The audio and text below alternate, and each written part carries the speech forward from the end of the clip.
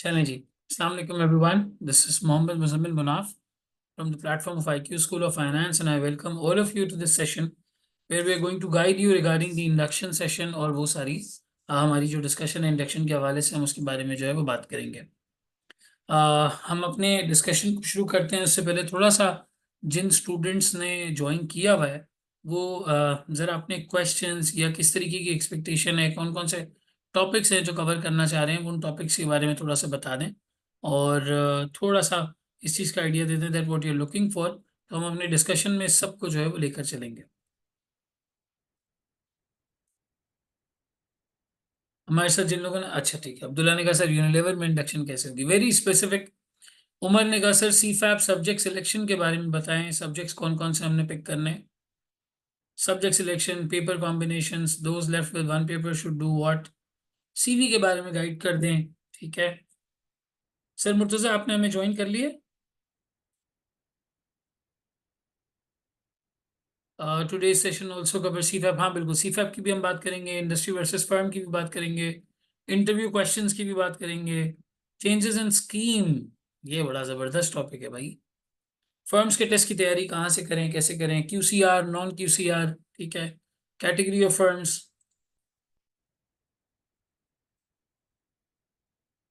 All right.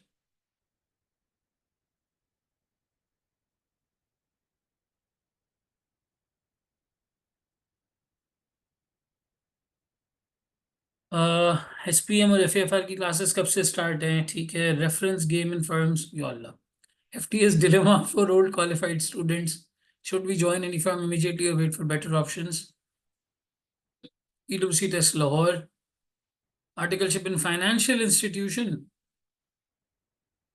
चलिए ठीक हो गया, ठीक हो गया, ठीक हो गया। हम जो है वो अपने आज के सेशन को दो तीन पार्ट्स में डिवाइड करेंगे। सबसे पहले हम बात करेंगे मिसाल के तौर पे इस पूरी इंडक्शन के ओवरऑल प्रोसेस के बारे में, जो जो बेसिक बेसिक चीज़ें हैं, आपकी सीवी की गाइडेंस है, आपकी दूसरी इस तरीके की चीज़ें हैं, इन सबको हम आज यहाँ पे डिस्कस करेंगे। और उसके बाद आपका paper combination, hands on courses, कौन सी चीज़ कब करनी चाहिए, इसके ऊपर हम सर मुर्तज़ा को जो है वो वेलकम करेंगे कि वो इन चीज़ों के बारे में हमें गाइड कर दें।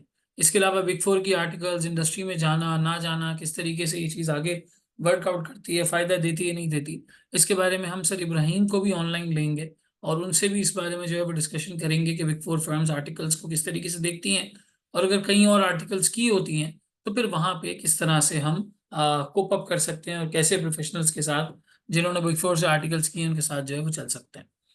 सबसे पहले हम बात शुरू करते हैं इंडक्शन रिलेटेड गाइडेंस की, और जितने मैटर्स आप लोगों ने अभी चैट के ऊपर जो है वो आइडेंटिफाई किए। सबसे पहले तो देखें, इस बात को समझ लें कि जो आपकी आर्टिकलशिप है ये एक ट्राईपार्टाइट कॉन्ट्रैक्ट होता है बिटवीन अ फर्म और an organization. Training outside practice हो, फर्म हो, आप आपकी अपनी जो है वो यानी आइडेंटिटी हो और आई कैप, इन तीन पार्टीज के बीच में एक कॉन्ट्रैक्ट होता है जिसे आप आर्टिकलशिप का कॉन्ट्रैक्ट कहते हैं, या फर्म में इंडक्शन का, इंडस्ट्री में इंडक्शन का कॉन्ट्रैक्ट कहते हैं। सही। नॉर्मली इस प्रोसेस के अंदर आपकी देखते हैं कि आपको नजर आता है एक टेस्ट इंस्टीट्यूशंस ले रहे होते हैं या डायरेक्टली कोई इंटरव्यूज ले रहे होते हैं। हमारे पास एक प्रॉब्लम यह है कि हमें 6 महीने के अंदर अंदर क्वालिफाई होने के बाद किसी ऑर्गेनाइजेशन को, किसी इंस्टीट्यूट को बारह जो है वो ज्वाइन करना होता है। और ज्वाइन करने के साथ साथ एट द सेम टाइम किस तरह की ऑर्गेनाइजेशन हो, किसको ज्वाइन किया जाए, किसको ना किया जाए, ये सारे सवाल हमारे जहन में होते हैं। इंटरव्यू के लिए कैसे प्रिपेयर करें, सीवी किस तरीके से बनाएं, सारी चीज़ें किस किस तरह से करें, ये सारी डिस्कशन हमारे जहन में जो है वो आती है। सबसे पहले देखें, अगर आपने अपना जो है वो क्लियर कर लिया है, सी कैफ क्लियर कर लिया है, और अब आप इंडक्शन की तैयारी करने जा रहे हैं, सबसे पहली प्राइमरी ज़रूरी बात ये होती है कि आप टेस्ट और interview, CV test interview, CV test interview, इन तीन चीज़ों पर जो है वो प्राइमरी फोकस करें। अगर मैं सबसे पहले सीवी को पिक करता हूं तो हम थोड़ी सी बात अभी सीवी के ऊपर कर लेते हैं। अगर हम सीवी का डिस्कशन करते हैं तो देखें, सीवी बनाने का तरीकाकार ये होना चाहिए कि CV should be at this stage, जरा आपने कैफ क्वालिफाई किया है, 2 पेज 3 पेज की सीवी कोई मायने खीज नहीं है। आपका 10-12 साल का एक्सपीरियंस हो जाता, आपने 17-18 प्रोजेक्ट्स कर लिए होते, 20-22 जगह पे आप काम कर चुके होते, तो समझ आता आपने 2-3 पेज की सीवी बनाई। सबसे पहले प्राइमरली आपको 1 पेज की सीवी बनानी चाहिए। 1 पेज की सीवी आपने बनाई, उसके अंदर जो आपका तरीका कार हो वो ये हो कि आप मिसाल के तौर पे ब्लैक एंड वाइट में बना सकते हैं, यानी वाइट पेपर है, वाइट उसका अपीयरेंस है, और आपने ब्लैक फ़ॉन्ट में सारा कुछ जो है वो इस्तेमाल किया हुआ है। सिंपल सादी सिंपल सी सीवी आप बना सकते हैं, या फिर अगर आप चाहें तो कैनवा या इस तरह के मुख्तलिफ प्लेटफॉर्म्स के ऊपर थोड़ी सी डिज़ाइन वाले रिज्यूमेज अवेलेबल होते हैं, वहां से कोई सैंपल पिक करके आप उसको बना लें। उसका नॉर्मली तरीकाकार ये होता है कि साइड में एक बॉर्डर आपके पास एक डार्क कलर से आ रहा होता है और इस तरफ वाइट अपीयरेंस जो है वो आ रही होती है। मैं कुछ सैंपल्स भी आपको इंशाल्लाह ताला अभी सीवी के जो है वो शो कर दूंगा। एक नॉर्मल तरीकाकार पैटर्न जो है वो ये हो सकता है, ठीक है। अच्छा, सीवी शुरुआत किससे करनी है? आप स्टार्ट में अपना नाम लिखें, एलिजिबल नजर आना चाहिए। तस्वीर अगर कोई प्रोफेशनल है, यानी कि ब्लू बैकग्राउंड के साथ वाइट बैकग्राउंड के साथ, तो आप तस्वीर लगाएं। अगर ब्लू या वाइट बैकग्राउंड के साथ आपके पास तस्वीर नहीं है तो आपको नहीं लगानी चाहिए।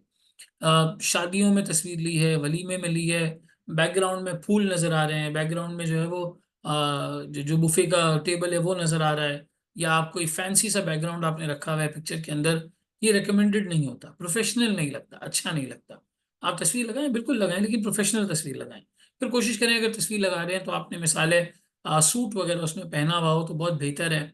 इसी तरीके से प्रोफेशनली ड्रेस्ड होने चाहिए, बाल बाल प्रॉपर्ली सब कुछ बना हुआ है, और आपने फिर उस तस्वीर को जो है वहाँ पे अटैच किया, नो प्रॉब्लम, कोई इसी मसले वाली बात नहीं है। आप बिल्कुल उसको जो है वो कर सकते हैं, और तस्वीर के एतबार से जो है वो उसको अटैच कर सकते हैं, लगा सकते हैं सीवी के ऊपर। नाम आ गया, आपका ईमेल एड्रेस बहुत एलिजिबल होना चाहिए, मोबाइल नंबर बहुत एलिजिबल होना चाहिए, और एड्रेस नज़र आना चाहिए, ताकि सिटी आइडेंटिफाई हो सके कि आप कहाँ रहते हैं, कहाँ से अप्लाई किया आपने। ये दो तीन चीजें आपके नाम के साथ टॉप पर आ जाए। CNIC नंबर देना या CRN नंबर देना ये कोई बहुत ज्यादा जरूरी नहीं होता, बॉटम पे दे सकते हैं। सबसे लास्ट में आप बता दें आपकी नेशनैलिटी, CRN नंबर, ये, और ऊपर टॉप पे नाम, ईमेल, मोबाइल नंबर, आपका एड्रेस और FTS। FTS आपने जरूर बतानी है, क्योंकि बहुत सारी फर्म्स में एलिजिबिलिटी क्राइटेरिया होता है। उस एलिजिबिलिटी क्राइटेरिया को मीट करने के लिए आप मीट कर रहे हैं या नहीं कर रहे, आपको FTS मेंशन कर देना चाहिए। बिल्कुल, अगर पुराना भी है तो भी आप FTS मेंशन कर दें, कोई ऐसी बात नहीं है, क्योंकि बाद में वो वैसे भी रिवील होगा, बाद में पता चलेगा ही कि आपका FTS क्या है। जब वो आपसे डॉक्यूमेंट्स वगैरह मंगवाएंगे या फोन करेंगे तो वो खुद भी पूछेंगे, तो आप आसान कर देंगे, तो आप FTS उस पर जो है मेंशन कर दें, उनके लिए आसानी हो जाती है, ठीक है। फिर उसके बाद आप नाम के बाद जो आपका सीक्वेंस होना चाहिए, देखिए एक होती है work related CV, work experience driven CV होती है, जहाँ पे पहले आप अपना लेटेस्ट एक्सपीरियंस बताते हैं, फिर उसके बाद आप अपने पुराने पुराने एक्सपीरियंसेस बताते जाते हैं। वो क्रोनोलॉजिकल ऑर्डर होता है। यहाँ पर आपकी जो सीवी है वो एजुकेशन फोकस्ड है ज़्यादा, तो आपको शुरुआत करनी चाहिए आपकी एजुकेशन से। अगर आपने कहीं कोई इंटर्नशिप की है, कहीं पर कोई एक्सपीरियंस लिया है, वो बहुत छोटा सा है, तो आप एजुकेशन के बाद बता दें। अगर 6-8 महीने का, साल का एक्सपीरियंस है तो फिर बेशक आप एजुकेशन से पहले बताएं कि आपने यहाँ पर जो है वो काम किया था। जो भी काम करें उसको अच्छे तरीके से डिफाइन करें, 2 से 3 लाइन के अंदर 2-3 बुलेट पॉइंट्स एटलीस्ट वहां पर लिखें कि आपने क्या किया, क्या क्या काम किए थे, क्या एक्सपीरियंस था आपका, आप किन चीज़ों में इन्वॉल्व थे। बड़े कॉन्क्रीट और अच्छे तरीके से बताएं। ChatGPT है, जेमिनाई है, मेटा AI है, ये बहुत अच्छे पैराग्राफ्स आपको फॉर्म कर देंगे, आपको बड़ी हेल्प होगी। लेकिन देखिए, अपने बारे में चीज़ें फेंकिएगा मत। मसला ये होता है हम ऐसे ऐसे जुमले इस्तेमाल कर लेते हैं जिसका हमें पता ही नहीं होता।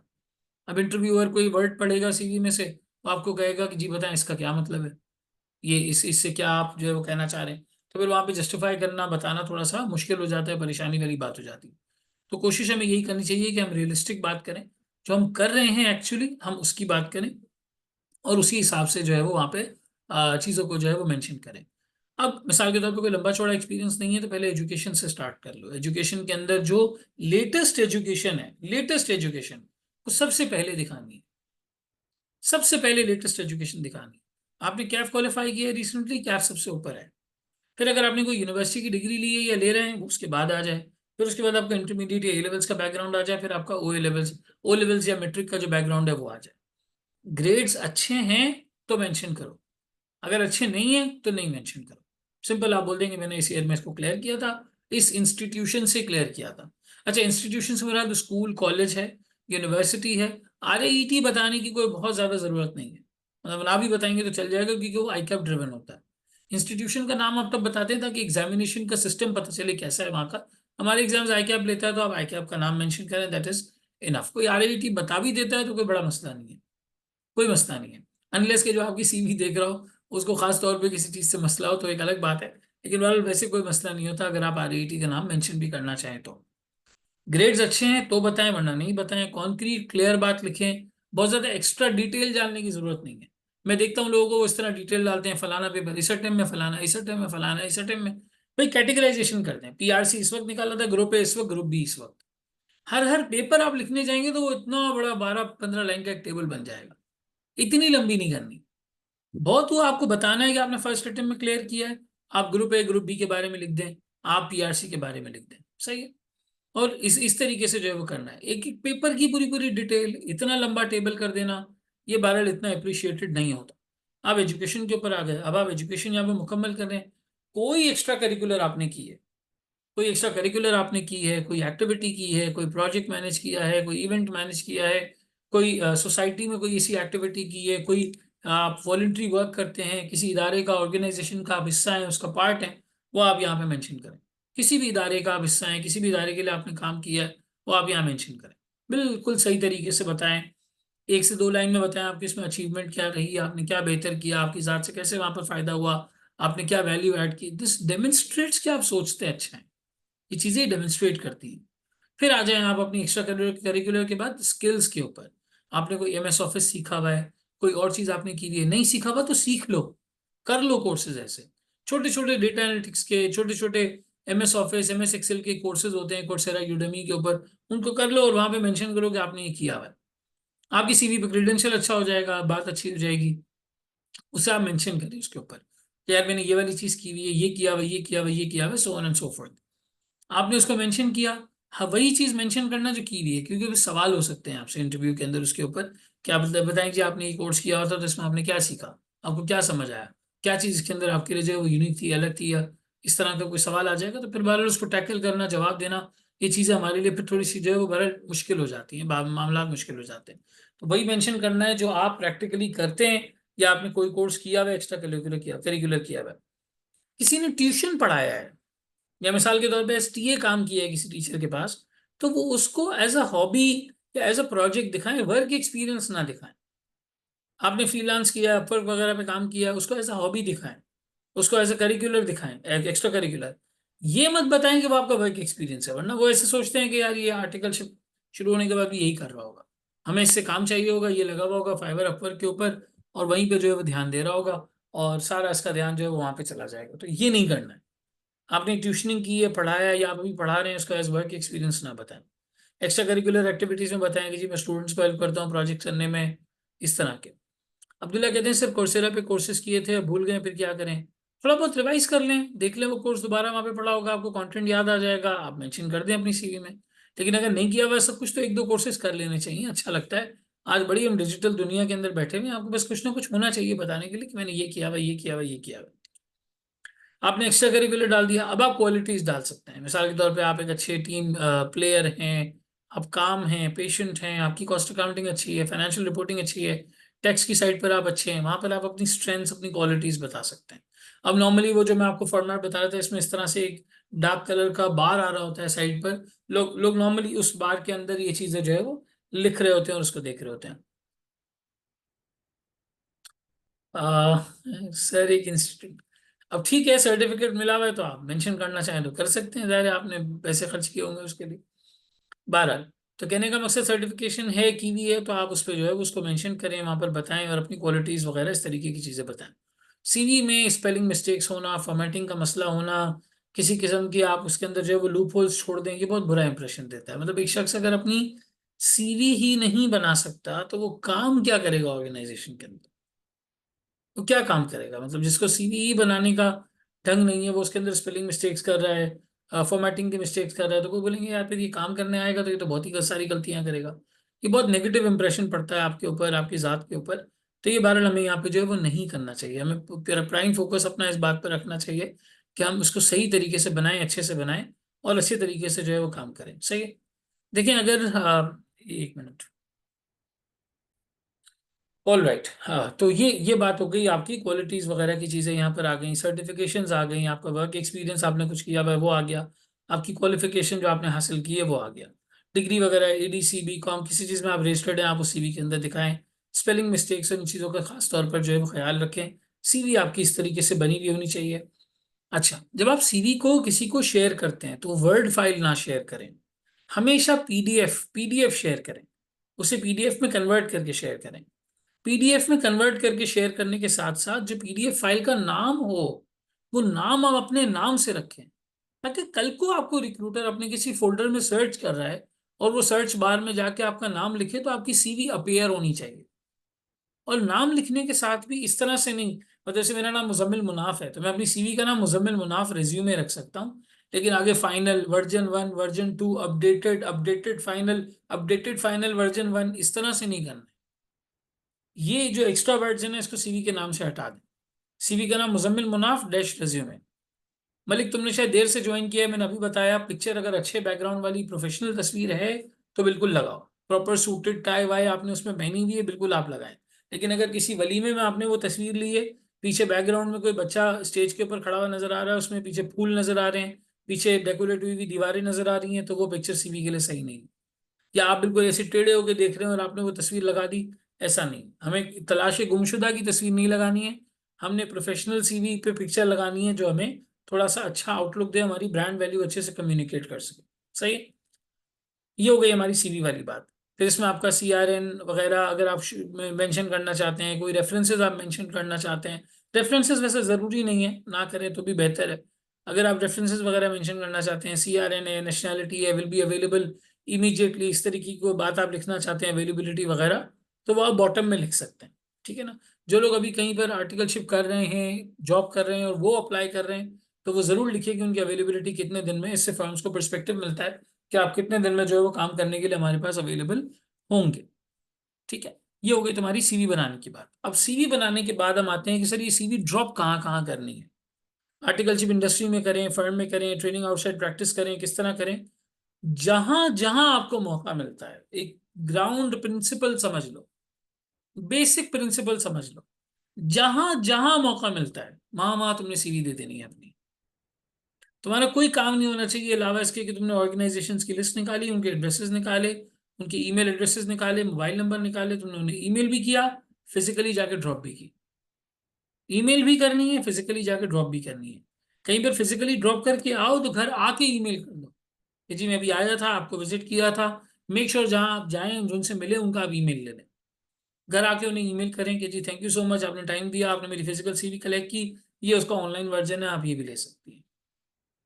जीपीटी में डालो, जेमिनाई में डालो, मेटा एआई में डालो, वो आपको ईमेल ड्राफ्ट करके दे देगा। और ईमेल उनको तरीके से आप भेज दें, कोई मसले वाली बात ही नहीं है। सीवी सब जगह ड्रॉप करनी, category BO CO DO FO ZO, किसी भी कैटेगरी की फर्म, इंडस्ट्री, आर्टिकल्स के लिए आपको सीवी ड्रॉप करनी है। इंटरव्यूज दो, पता चलेगा कहाँ गलती कर रहे हो, कहाँ इश्यूज आ रहे हैं, कहाँ सही जवाब देते हो, कहाँ नहीं देते, कहाँ गलती करते हो।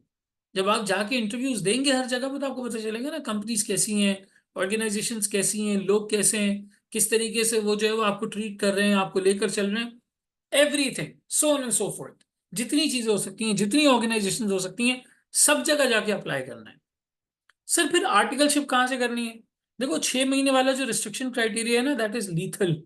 वो बहुत खतरनाक है, बहुत मतलब जालिमाना रेगुलेशन है कि 6 महीने में आप डिस्क्वालीफाई हो जाएंगे अगर आप कहीं पर आर्टिकल्स नहीं करते तो। कहने का मकसद ये कि भाई आर्टिकलशिप तो करनी है। अब 1700 लोग क्वालिफाई हो रहे हैं कैफ में, 1600 1500 लोग क्वालिफाई हो रहे हैं, सब तो नहीं बिग फोर जा सकते ना, ये बात गिवन है कि सब बिग फोर नहीं जा सकते। तो लाजमी सी बात है कि हमें बिग फोर के अलावा किसी और जगह पे जाना पड़ेगा, हमें किसी और ऑर्गेनाइजेशन को ज्वाइन करना पड़ेगा। अगर नहीं होता आपका बिग फोर के अंदर, तो जो भी आपके पास अगला बेस्ट ऑप्शन है आप उसे ऑप्ट करें। लेकिन इंडस्ट्री आप इसलिए ना जाएं कि वहां पे 5000 10,000 रुपये ज्यादा मिल रहा है। मेरे हिसाब से आपकी प्रेफरेंस पहली काम के एतबार से, चीजों के एतबार से फर्म होनी चाहिए, क्योंकि वो आपके लिए बहुत सारे ऑप्शंस खुले रखती है। आप इंडस्ट्री जा सकते हैं, आप मिसाल के तौर पे एडवाइजरी में जा सकते हैं, आप कंसल्टिंग में जा सकते हैं, आप जिस भी तरीके से आगे करना चाहें आप कर सकते हैं। जो भी आपका मेथड है आप आगे करना चाहें आप कर सकते हैं। लेकिन इंडस्ट्री में जाके थोड़ा सा एक ये होता है कि बंदा फर्म की कल्चर में नहीं रहता। किसी को अगर आप दोबारा से फर्म आना है या पाकिस्तान से बाहर मूव करना है, तो इंडस्ट्री के थ्रू पाकिस्तान से बाहर मूव करना थोड़ा मुश्किल होता है, इतना आसान नहीं होता। और दूसरी बात, फर्म के अंदर अलग अलग डिपार्टमेंट्स, अलग अलग कंपनीज, अलग अलग फाइनेंशियल स्टेटमेंट लाइन आइटम्स का आपको एक्सपोजर मिलता है, पता चलता है। लेकिन इंडस्ट्री में थोड़ा सा लिमिटेड होता है। वो इंडस्ट्री है, वो कंपनी जो रोटेशन बिल्कुल नहीं दे रही। आपने ये इंटरव्यू में पूछ लेना है बहुत पोलाइट अंदाज से कि आप लोगों का आर्टिकलशिप प्रोग्राम कैसे होता है, क्या आप रोटेट करते हैं, क्या आप दूसरे डिपार्टमेंट्स का एक्सपोजर देते हैं, या एक ही डिपार्टमेंट में 3.5 साल गुजारने होंगे। अगर वो रोटेशन कर देते हैं, एक्सपोजर करवाते हैं अलग अलग चीज़ों का, तो फिर तो बहरहाल एक अच्छी बात, फिर तो आप कर सकते हैं। लेकिन अगर वो बिल्कुल भी कोई एक्सपोजर नहीं दे रहे, बिल्कुल भी आपको कह रहे हैं कि नहीं जी हम जो है वो आपको एक ही डिपार्टमेंट में रखेंगे, तो फिर 3.5 साल एक ही जगह पर काम करना थोड़ा सा आप कह लें कि एक रिस्की हो जाता है, थोड़ी सी एक प्रॉब्लम वाली बात हो जाती है, और आपकी नॉलेज चीज़ें ये सब कुछ जो है वो बहुत लिमिटेड हो जाता है। इसके अलावा इंटरनल ऑडिट में हो रही है, एडवाइजरी में हो रही है, कंसल्टिंग में हो रही है, रिस्क एडवाइजरी में हो रही है, कोई और डिपार्टमेंट आपको मिलता है आर्टिकलशिप करने के लिए, आप बिल्कुल कर सकते हैं। अगर अच्छा परफॉर्म करेंगे, अच्छे तरीके से उसको लेकर चलेंगे, आगे बढ़ेंगे, तो फिर हो सकता है, मुमकिनात है कि वो इस चीज़ को अंडरस्टैंड करें कि यार मैंने ऑडिट में मौका दे देते हैं। ठीक, आपके बिग फोर फर्म्स हैं माशाल्लाह, बहुत अच्छे ऑप्शंस वहां पर आते हैं। इसके अलावा आप जो है बीडीओ में, जीटी में, कैटेगरी ए फर्म्स में, कैटेगरी बी फर्म्स में, सब जगह अप्लाई करें, सब जगह अप्लाई करें। इंडस्ट्री जा रहे हैं तो मेक श्योर करें कि फाइनेंस के साथ साथ आपको और ऑप्शंस भी मिल रहे हैं, आपको रोटेशन मिल रही है। नॉर्मली फाइनेंस डिपार्टमेंट अलग अलग डिपार्टमेंट्स के साथ मिलके काम कर रहा होता है, इसको एफपीएनए कहते हैं, एफपीएनए या पार्टनरिंग कहते हैं। जहाँ ऐसे डिपार्टमेंट्स होते हैं, जैसे यूनिलीवर में ये डिपार्टमेंट्स हैं, टीपीएल वगैरह में ये डिपार्टमेंट्स हैं, तो इन डिपार्टमेंट्स में होते हैं कि मुख्तलिफ बिजनेस फंक्शंस के साथ काम करते हैं और सबको फाइनेंस की वैल्यू ऐड करते हैं सब जगह।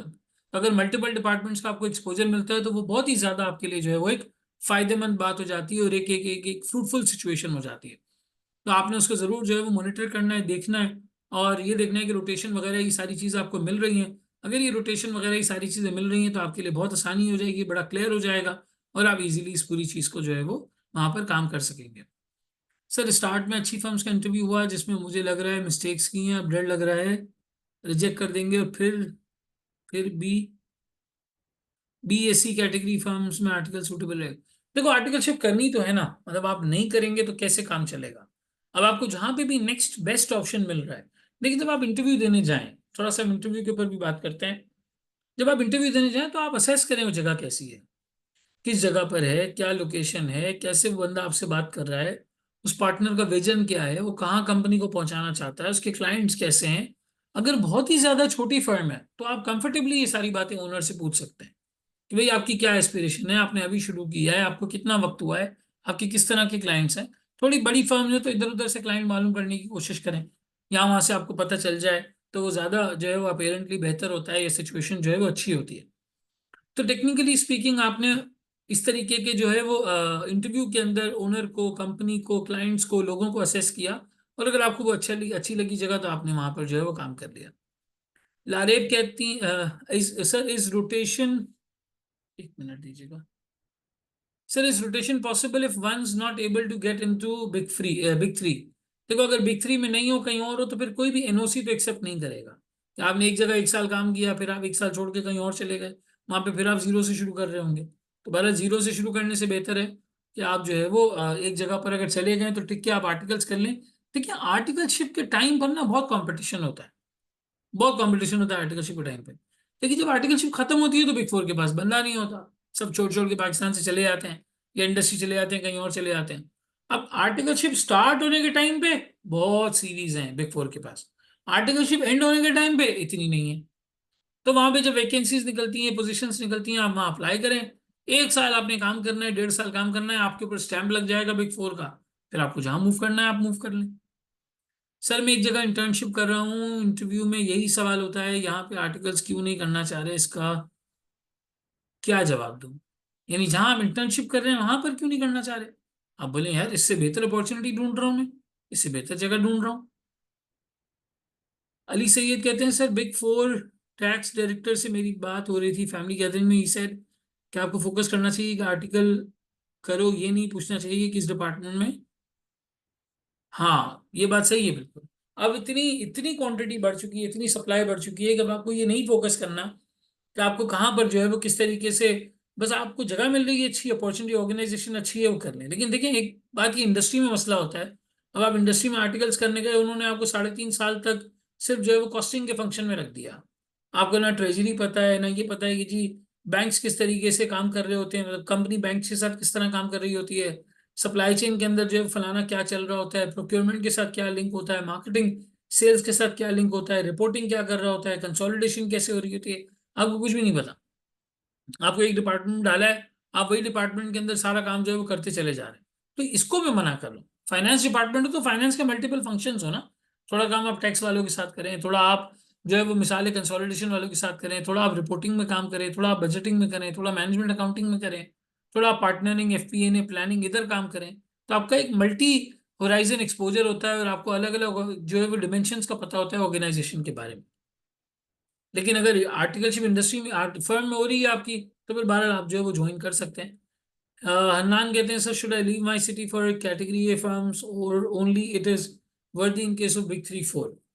देखो, अगर कैटेगरी ए फर्म्स में जाओ तो अच्छी फर्म्स हैं, मतलब Big 4 के अलावा भी बहुत अच्छी अच्छी फर्म्स हैं। अगर आपका शहर से मूव करना आसान है, आप कर सकते हैं। तो वैसे भी अगर आप किसी बड़े शहर मूव कर रहे हैं, लाहौर जैसा, इस्लामाबाद जैसा, कराची जैसा, तो आपको और भी बहुत कुछ सीखने को मिलेगा। सिर्फ इंडस्ट्री की आर्टिकलशिप की बात नहीं है या फर्म की आर्टिकलशिप की बात नहीं है, आपको बहुत कुछ यहाँ पे जो है वो सीखने को मिल सकता है। बहुत अलग अलग तरीके, बहुत अलग अलग डायमेंशन जो है वो आप देखेंगे। बिजनेस के एतबार से, लोगों के एतबार से, जॉब के एतबार से बहुत अलग अलग तरह की चीजें पता चलती हैं। तो आप बारह आराम से जो है वो उन चीजों को कैटर कर सकते हैं।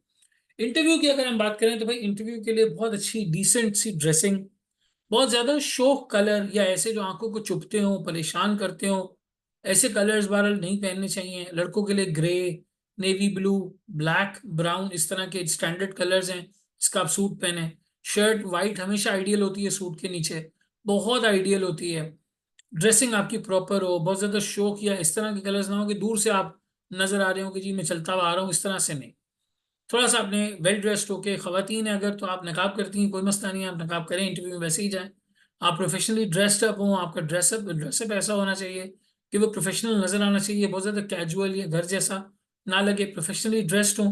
फिर आप इंटरव्यू के लिए जाएं। जब तक सामने वाला आपको बैठने का नहीं कह रहा, आप बैठे नहीं, आप इंतजार करें, वो आपको बैठने का कहेंगे। Tell us about yourself अगर वो पूछते हैं कि जी अपने बारे में कुछ बताएं, तो वहां पे कोई ऐसा जवाब नहीं देना कि सुनने वाले को लगेगा ये तो मतलब मेरे काम का एम्प्लॉय नहीं है। Tell us about yourself में आपने उसको वो नहीं बताना जो ऑलरेडी वो आपकी सीवी के अंदर मिसाल के तौर पर पढ़ रहा है, कि उसको सीवी रखी हुई है, बहुत ही बेसिक बात है। आपने कोई प्रोजेक्ट किया है, कोई कोर्सेज किए हैं, सर्टिफिकेशंस किए, कोई एक्सपीरियंस है, आप उसके बारे में बताएं। वो बातें बताएं जो नॉर्मली आप सीवी में नहीं लिखते। अपनी लर्निंग्स, एक्सपीरियंस बताएं, अपनी प्रोफेशनल लाइकिंग्स, डिसलाइकिंग्स बताएं, जो आप मिसाल के तौर पर काम के एतबार से और चीज़ों के एतबार से अपने आप को डेवलपमेंट करने के एतबार से जो है वो देखते हैं। ये बहुत हद तक फायदा देता है। लोग टेल अस अबाउट योरसेल्फ में ये नहीं पूछ रहे कि आपके कितने भाई बहन हैं और आप कहाँ रहते हैं।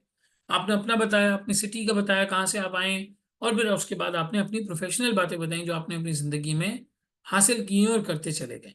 फिर उसके बाद कोई सवाल का जवाब नहीं आता, आप बोलें जी नहीं आता, I don't know, I can not recall at the moment. नहीं आता, कोई बात नहीं, नहीं आता, नहीं आता, सही है। जिन जवाबों का आपको आता है वहां पर जितनी चीज श्योरिटी के साथ पता है वो बता दें। हमेशा कोशिश करें कि आपका जवाब ऐसा हो कि अगला सवाल उसी में से बने। It should sound like a conversation.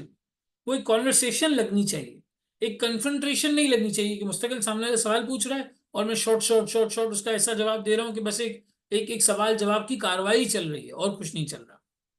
सवाल जवाब होंगे अपनी जगह पे, लेकिन आपने बात ऐसे करनी है, आपने चीज़ों को फ्रेम ऐसे करना है कि आप बोले यार यहाँ पे जो है वो बहुत ज़्यादा भीतरी वाली सिचुएशन हो गई है और मैं जो है वो बात से बात निकाल रहा हूँ, बात से बात निकालते हुए आप सामने वाले को जो है वो जवाब दे रहे हैं।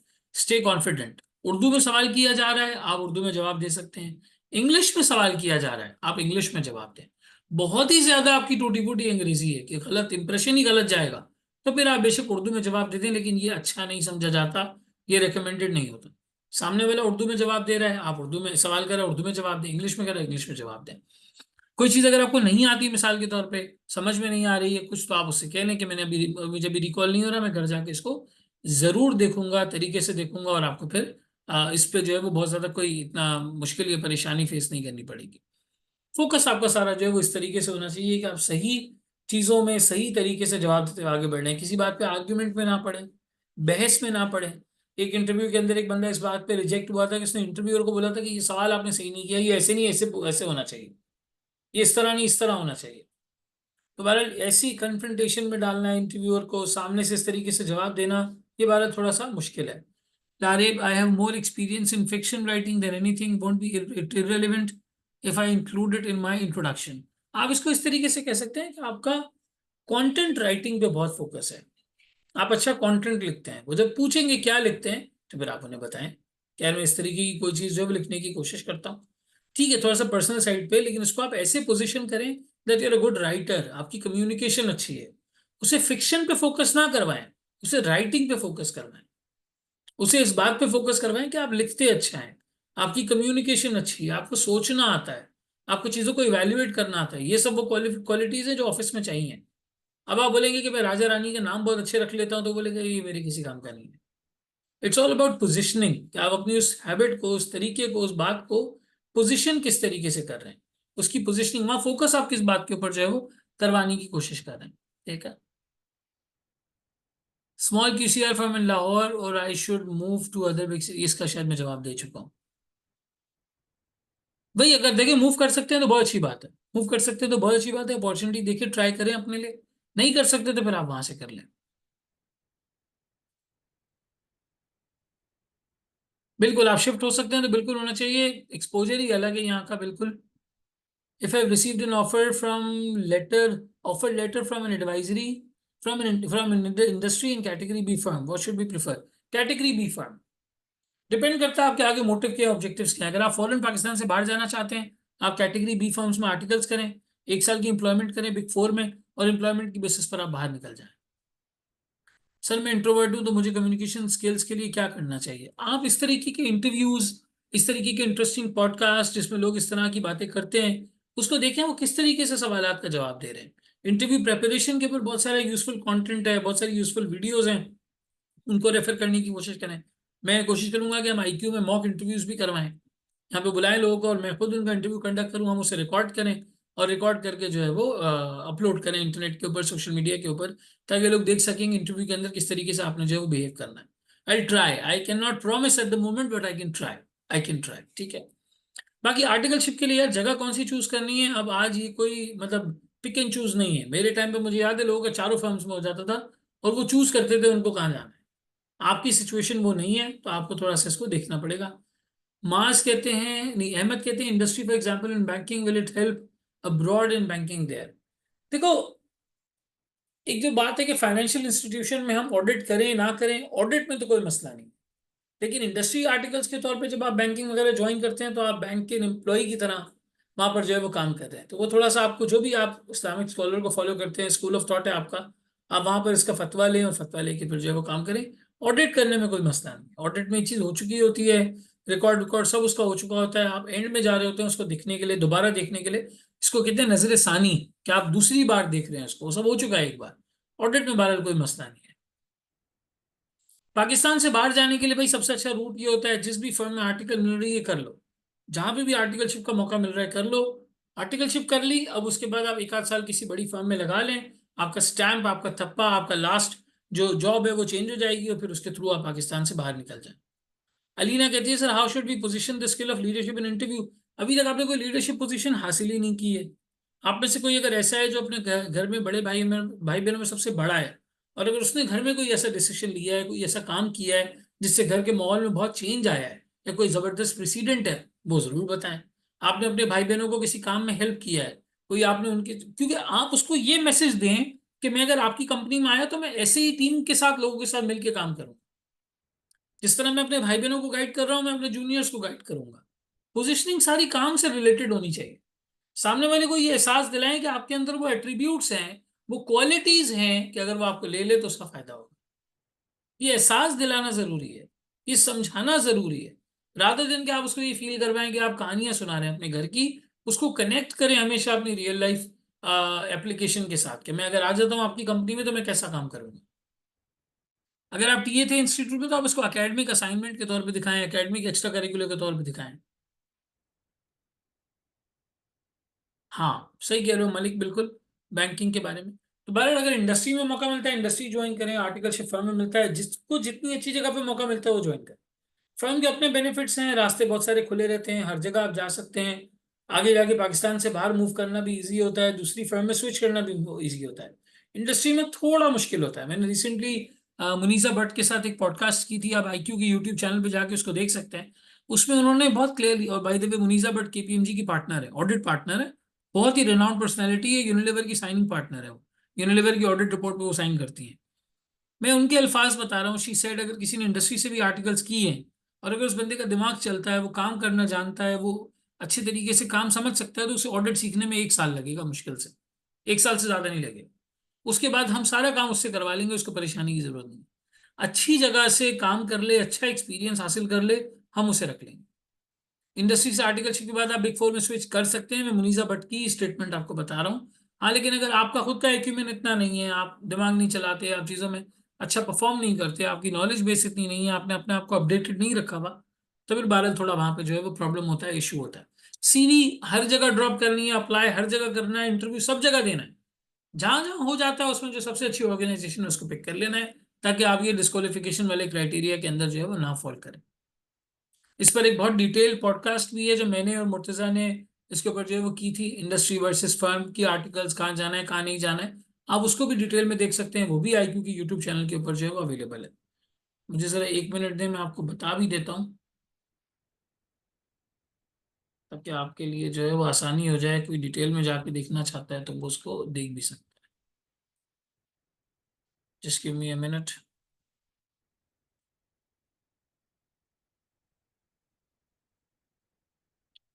ये IQSF का यूट्यूब चैनल है, ठीक है। आप यहाँ पर आएंगे, पॉडकास्ट वाले सेक्शन में व्यू फुल प्लेलिस्ट करेंगे, 17 एपिसोड्स हैं इसमें। अगर आप नीचे आते हैं तो यहाँ पर आपको सीफा पेपर चॉइसेस के ऊपर और इसी तरीके से इंडस्ट्री वर्सेस फर्म की आर्टिकल्स के ऊपर भी एक एपिसोड जो है वो मिल जाएगा, जिसमें हमने काफ़ी डिटेल में इस तरह के टॉपिक्स को जो है वो कवर किया हुआ है और इस पर जो है वो बात की हुई है। यहाँ से चाहें तो आप यहाँ से भी इसकी डिटेल को बहरहाल देख सकते हैं। अप्लाई सब जगह करें, अच्छी जगह ऑर्गेनाइजेशन में सेट इन होने की कोशिश करें।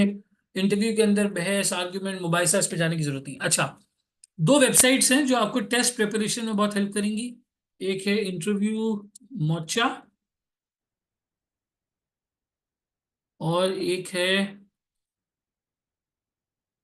इंटरव्यू मौका, और दूसरी है टेस्ट.net।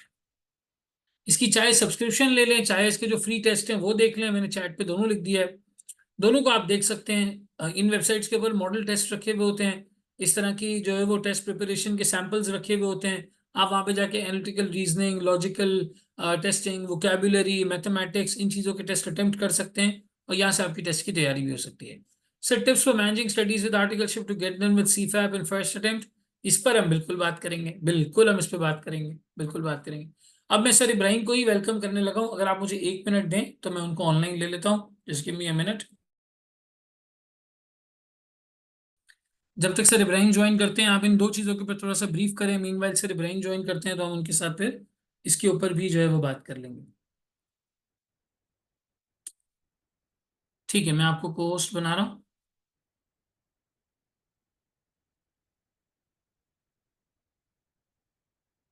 एक्चुअली 1 मिनट, शायद मेरे पास भी उसका राइट नहीं है। सर मुर्तज़ा, आपको पेपर कॉम्बिनेशन के ऊपर, स्टडीज को मैनेज करने के ऊपर, 1 साल में पेपर हो, 1.5 साल में पेपर हो, कितने टाइम में कैसे उसको मैनेज किया जा सकता है, सब चीज़ों के बारे में आपको इंशाल्लाह ब्रीफ करेंगे। आपके जो सवालात हैं इन चीज़ों के अराउंड आप इनसे पूछ सकते हैं, और इसके ऊपर जो है वो डिटेल्ड गाइडेंस जो है वो ले सकते हैं। Over to you sir Murtaza. मैंने आपको स्पॉटलाइट कर दिया है for everyone, you are visible now. Sir मुझे स्क्रीन शेयरिंग के राइट देते हैं? बिल्कुल, मैं दे देता हूँ जी, चेक कीजिएगा।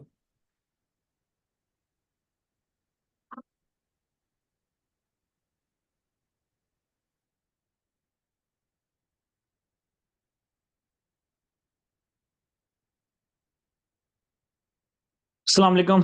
आई होप के आई एम ऑडिबल। जी कैमरा स्क्रीन सब लोगों के साथ प्रॉपर्ली शेयर हो रही होगी, काइंडली कंफर्म करते हैं। जी सर, स्क्रीन भी शेयर हो रही है, आवाज़ भी आ रही है, एवरीथिंग इज परफेक्ट। जबरदस्त। चलिए सर स्टार्ट करते हैं। सर मुजम्मिल मनाफ ने बड़ा ही डिटेल में गाइड किया आप लोगों को ओवरऑल इंडक्शन प्रोसेस के हवाले से, इंटरव्यू की प्रिपरेशन के हवाले से, सीवी किस तरह से बनानी है, किस तरह से फॉर्म्स में अप्लाई करना है, किन फॉर्म्स में अप्लाई करना है, कितनी फॉर्म्स में अप्लाई करना है, इंडस्ट्री में जाना चाहिए। ये सारी चीजें सर मुजम्मिल ने डिटेल में डिस्कस की। सर मुजम्मिल हमारे साथ ही कनेक्टेड है, अगर इससे रिलेटेड आप लोगों के कोई फर्दर क्वेश्चंस हैं तो वो मीन वाले चैट बॉक्स में पूछ सकते हैं। सर मुजम्मिल आपको उस चैट बॉक्स में ही या आफ्टर माई डिस्कशन इस चीजों पे आंसर कर रहे होंगे। अच्छा, मैं अपनी डिस्कशन को स्पेसिफिक लेके चलूंगा, स्पेसिफिक टू सीफेप के एग्जाम्स, एमएससी के एग्जाम्स, इसके सिलेक्शन के हवाले से, और जो आईकेप का हैंड ऑन कोर्स है उसकी प्रॉपर टाइमिंग उसमें क्या है, उसकी टाइमिंग क्या होनी चाहिए, और इन सारी चीजों के हवाले से डिस्कशन स्टार्ट कर रहे होंगे। क्योंकि एक चीज तो समझिएगा कि तक जो आपने टीआरसी के या कैफ के स्टूडेंट एग्जाम्स दिए, उनमें आपका स्टेटस एक फुल टाइम स्टूडेंट का हुआ करता था, जिसमें आपके पास पूरा दिन अवेलेबल हुआ करता था। यानी कि अनलेस के कोई पार्ट टाइम जॉब कर रहा हो या ट्यूशंस वगैरह पढ़ा रहा हो, अदरवाइज आपका स्टेटस एक फुल टाइम स्टूडेंट का था, यानी कि आपके पास पूरा दिन अवेलेबल होता था अपनी कैफ की और पीआरसी की स्टडीज को मैनेज करने के लिए। लेकिन अब सीफैब लेवल पे आने के बाद ये एक इंटायरली डिफरेंट बॉल गेम बन जाएगी। रीजन बीइंग कि आप एक अपने दिन का मेजोरिटी हिस्सा अपनी फर्म में या अपनी इंडस्ट्री में आर्टिकल्स के गुजार रहे होंगे, और उसी के साथ साथ आपको अपने सीए फाइनल की, सीफैब की और एमएससी की एग्जाम्स की तैयारी भी करनी है। तो फिर जो भी आपकी आर्टिकलशिप के दरमियान आपकी 3 से 4 अटेम्प्ट बनेगी, उन पेपर्स में अपेयर होना है, और ऑब्वियसली टारगेट ये करना है कि हम विद इन आर्टिकल्स अपने सीए फाइनल के सारे एग्जाम्स को क्लियर कर लें। तो अब कैफ लेवल पे तो पेपर सिलेक्शन ऐसा कोई मुश्किल टास्क नहीं हुआ करता था। रीजन बीइंग कि हमारे पास कैफ के ग्रुप ए, ग्रुप बी में 4 पेपर, ग्रुप बी में 4 पेपर, और कैफ 1 2 3 4 5 6 7 8 हम जनरली उनको पेपर जिस सीक्वेंस में आईकैप या जिस ऑर्डर में आईकैप ने दिए मैं उसी ऑर्डर में सेलेक्ट कर लेते थे, और ये एक अच्छा कॉम्बिनेशन बन जाता था। कुछ जगह पे हमें चीजों को मैनेज करना होता था, लाइक FER1 देंगे तो FER2 अपेयर हो सकेंगे, कॉस्टिंग क्लियर होगा तो MFA में अपेयर हो सकेंगे। सीए फाइनल की पेपर की सिलेक्शन थोड़ी डिफरेंट तरह से हो रही होगी। यहाँ पे आप लोगों को सही मानों में अपनी थोड़ी डिसीजन मेकिंग, अपनी लॉजिकल थिंकिंग अप्लाई करनी होगी, अपने सर्कमस्टांसेस को समझना होगा, अपनी स्ट्रेंथ वीकनेस को समझना होगा, और किस डिपार्टमेंट में आप है, इंडस्ट्री में है, फर्म के किस डिपार्टमेंट में आप अपनी आर्टिकलशिप परस्यू कर रहे हैं। बहुत सारी चीजों को मद्देनजर रखते हुए आप सीए फाइनल के पेपर्स को सेलेक्ट कर रहे होंगे। सीए फाइनल लेवल पे आपके पास दो ग्रुप्स बनाए गए basically. One is CFAP, that is certified finance and accounting professional, and the second one is MSA, that is multi subject assessment. CFAP में आपके पास टोटल 6 पेपर्स हैं। अच्छा, सीफैप के जो ये 6 पेपर्स आप पढ़ेंगे, ये बेसिकली आपके ज्यादातर कैफ के ही पेपर्स का एडवांस वर्जन, डिटेल वर्जन होगा, डीपर वर्जन होगा। फॉर एग्जाम्पल कि अगर मैं फाइनेंशियल रिपोर्टिंग की बात करूं, तो फाइनेंशियल रिपोर्टिंग हमने इंट्रोडक्टरी लेवल पे, पीआरसी लेवल पे भी देखी थी, फिर ग्रुप ए में भी देखा था, ग्रुप बी में भी देखा था। अब हम सीए फाइनल में सीफैप 1 advance financial accounting and reporting देखेंगे। इसी तरीके से आपने कंपनी लॉ का पेपर कैफ के ग्रुप बी में देखा था, अब आप उसका एडवांस वर्जन कॉर्पोरेट लॉ देख रहे होंगे। सेम इसी तरीके से कॉस्टिंग एमएफए के बाद हम बिजनेस फाइनेंस डिसीजन देख रहे होंगे, कैफ 2 टैक्स प्रैक्टिसेस के बाद हम CAF CFAP 5 tax planning and practices देख रहे होंगे, और कैफ 8 के बाद अब हम एडवांस ऑडिटिंग का पेपर देख रहे होंगे। सीफैप के इन 6 पेपर्स के अलावा आपको एमएसए के 2 सब्जेक्ट्स में भी अपेयर होना है। One is MSA 1। MSA 1 basically एक कॉम्बिनेशन है फाइनेंशियल रिपोर्टिंग और ऑडिट एंड एश्योरेंस के पेपर का। और एमएससी के 1 के पेपर में आप अपेयर उस वक्त हो सकते हो, एमएससी 1 के पेपर में आप अपेयर उस वक्त हो सकते हो जब आपका CFAP 1 that is advance accounting and financial reporting and CFAP 6 that is advance assurance and related services, ये दोनों पेपर्स क्लियर हो। और जो सीए फाइनल लेवल पे आपका डाटा मैनेजमेंट, डाटा एनालिटिक्स और फिनटेक का हैंड ऑन कोर्स है, ये हैंड ऑन कोर्स आपने कंप्लीट कर लिया हो, इसकी सर्टिफिकेशन, इसके मैंडेटरी आवर्स और इसका एग्जाम दे दिया हो, ये चीजें होंगी तो ही आप एमएसए 1 के पेपर में अपेयर हो सकते हो। सेम इसी तरीके से एमएससी 2 के पेपर में अपेयर होने के लिए रिक्वायरमेंट ये है कि आपका CFAP 3 that is business management and strategy and CFAP 4 that is business finance decision, ये दोनों पेपर्स क्लियर हो। और ये दोनों पेपर्स क्लियर होंगे प्लस आपका जो hand on courses CA final level पे डाटा मैनेजमेंट, डाटा एनालिटिक्स और फिनटेक का, ये आपने कंप्लीट कर लिया होगा, यानी कि इसकी आवर्स भी कंप्लीट कर लिए होंगे, इसकी ट्रेनिंग भी ले ली होगी और आईकेएमएस का एग्जाम भी दे दिया होगा, तो ही आप एमएससी 2 में अपेयर हो सकते हो। तो आइदर एमएससी 1 हो, एमएससी 2 हो, इन दोनों के एग्जाम में अपेयर होने के लिए जरूरी है कि आपने हैंड ऑन कोर्स कंप्लीट कर लिया हो। अच्छा, कैफ लेवल पे हमने 2 हैंड्स ऑन कोर्सेज किए थे, एक एमएस ऑफिस से रिलेटेड और एक प्रेजेंटेशन से रिलेटेड, प्रेजेंटेशन और एटिकेट्स वगैरह से related. In 2 hand on courses की आईकेएम की तरफ से कोई टेस्टिंग नहीं होती थी, बस आप इंस्टीट्यूट में आकर अपनी क्लासेस कवर करते थे, इंस्टीट्यूट की तरफ से आपको एक सर्टिफिकेट मिल जाता एंड दैट्स एनफ। लेकिन सीए फाइनल लेवल पे जो डाटा एनालिटिक्स और फिनटेक का हैंड ऑन कोर्स है, उनके आपने किसी भी रजिस्टर्ड आरईटी से एक तो मैंडेटरी आवर्स पूरे करने, उसकी सर्टिफिकेट आरईटी से हासिल करनी है, और उसके बाद उसका आईकेएम में एक एग्जाम भी देना होगा। और वंस आपको एग्जाम क्लियर करोगे तो ही फिर आपका एमएसए 1 और एमएसए 2 अनलॉक हो सकेगा। और जैसा कि मैंने आपको बताया कि एमएसए 1 में अपेयर होने के लिए आपका सीफैप 1 एडवांस अकाउंटिंग और सीफैप 6 एडवांस ऑडिटिंग, ये दोनों क्लियर होने चाहिए। और एमएससी 2 में अपेयर होने के लिए आपका CFAP 3 that is business management and strategy and CFAP 4 that is business finance and decision, ये दोनों पेपर्स क्लियर होने चाहिए। अभी बहुत सारी चीजें, एक तो मैं ये समझ आ गया कि कौन सा पेपर क्लियर होगा तो कौन सा पेपर दे सकेंगे, हैंड ऑन कोर्स क्लियर होगा तो फिर आगे क्या कर सकेंगे। मैं इनके पेपर कॉम्बिनेशन की भी बात करूंगा, इन पेपर के साइज, इन पेपर की डिफिकल्टी लेवल की भी बात करूंगा, लेकिन पहले मैं हैंड ऑन कोर्स के हवाले से डिस्कस कर लेता हूं। सर, हैंड ऑन कोर्स किस वक्त करना चाहिए? मेरे हिसाब से मेरे हिसाब से this is the ideal time right now, it is the ideal time कि आप अपना hand on course at least start कर दें। आपकी फर्म की इंडक्शन का प्रोसेस चलता रहेगा, कुछ लोगों की इंडक्शन हो गई होंगी, कुछ लोगों की इंडक्शन आने वाले वक्तों में इंशाल्लाह इंशाल्लाह हो जाएगी। अगर तो आपकी 31 मई से पहले पहले इंडक्शन हो जाती है, इसका मतलब है कि आपकी सीए फाइनल की जो पहली अटेम्प्ट बनेगी वो जून 25 में बनेगी। और अगर आपकी इंडक्शन 31 मई के बाद होती है तो फिर आपकी जो पहली अटेम्प्ट बनेगी वो दिसंबर 25 में बनेगी। यानी कि आपके पेपर कम से कम आज से 1 साल बाद 13 महीनों के बाद हो रहे होंगे। अच्छा, वंस आपकी जब सी फाइनल की पहली अटेम्प्ट बन जाएगी तो फिर जो दूसरी, तीसरी, चौथी अटेम्प्ट बनेगी वो 6-6 महीने की गैप से बन रही होगी। अच्छा, फर्म में या इंडस्ट्री में जो हमारा प्रैक्टिकल जर्नी होगी, जो हमारा आर्टिकलशिप का एक्सपीरियंस होगा, चूँकि हम बिल्कुल शुरू में पैटी जूनियर्स होंगे, बिल्कुल नन्हे-कहाँ के होंगे, तो ऑब्वियसली शुरू में हमें हमारे काम की हमारी रिस्पॉन्सिबिलिटीज़ का नौयत भी उसी तरह का होगा कि हमसे बिल्कुल अ, ग्राउंड लेवल का काम करवाया जा रहा होगा। लेकिन जैसे-जैसे आपको फर्म में, इंडस्ट्री में 6 महीने, 8 महीने, साल, 1.5 साल, 2 साल का अरसा गुज़र जाएगा और आप सीनियर पोज़ीशन पे आते जाओगे, तो ऑब्वियसली आपका नेचर ऑफ वर्क भी चेंज होता जाएगा, आपकी रिस्पॉन्सिबिलिटी, कामों की तरफ आपकी ओनरशिप भी बढ़ रही होगी, तो काम का बर्डन बढ़ ही रहा होगा। तो मेरे हिसाब से this is the ideal time, this is the right time कि आप अभी ही अपने आप को हैंड ऑन कोर्स के लिए एनरोल करवा लें। डाटा एनालिटिक्स और फिनटेक का हैंड ऑन कोर्स है। वन्स आप उसकी रजिस्ट्रेशन करवाते हो, तो उसके तकरीबन 90 टू 100 डेज़ के बाद आईकेएप की तरफ से उसका सर्टिफिकेट इश्यू किया जाएगा। और आईकेएप का सर्टिफिकेट इश्यू होने के बाद आप आईकेएप के उसके एग्जाम में अपीयर होगे। एग्जाम में अपीयर होने के लिए सिर्फ आपके पास वो 90 जो कोर्स के आवर्स हैं वो आपको पूरे करना है और आप फिर एग्जाम में अपीयर हो सकते हो। तो कोशिश करो कि शुरू में तुम्हारे पे पढ़ाई का बर्डन भी इतना ज्यादा नहीं होगा, फॉर्म का भी इतना ज्यादा प्रेशर नहीं होगा।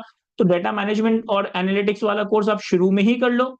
ड्यूरेशन इसका 90 डेज का फ्रॉम द आईकेएप है, लेकिन आप इसमें प्रैक्टिकल सिचुएशंस को इवैल्यूएट करते हुए 100, 110 दिन, 120 दिन लग जाते हैं। उसके बाद आपको इसका सर्टिफिकेट इश्यू हो जाता है, फिर आप आईकेएप में इसका एग्जाम दे सकते हो।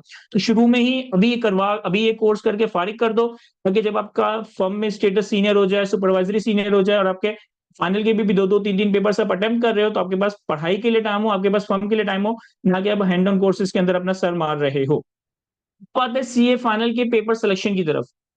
देखें, सी फाइनल के पेपर सिलेक्शन की तरफ हम आते हैं, उससे पहले खुद से ही ये इवैल्यूएट करते हैं, ये सोचते हैं कि यार अगर हमारे पास सीफैप के पूल में 6 पेपर्स हैं और इसके साथ-साथ हमें एमएससी 1, एमएससी 2, एमएससी के 2 पेपर्स देने हैं, तो पेपर कॉम्बिनेशन बनाते वक़्त हम कितने पेपर्स दे रहे होंगे?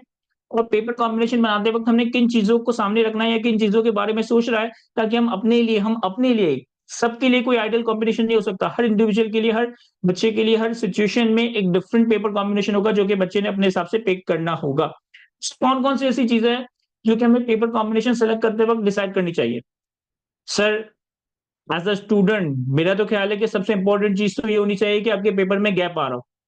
क्योंकि थ्योरेटिकल पेपर में स्पेसिफिकली, न्यूमेरिकल में भी, थ्योरेटिकली पेपर में भी, अगर पेपर में गैप है तो बहुत ज़्यादा चांसेस है कि मैं उस गैप में पेपर को ज़्यादा से ज़्यादा रिवाइज़ करूँगा और जितना अच्छा मेरा रिवीजन होगा उतना अच्छा मैं पेपर के 3 सवा 3 घंटों में परफ़ॉर्म कर सकूँगा।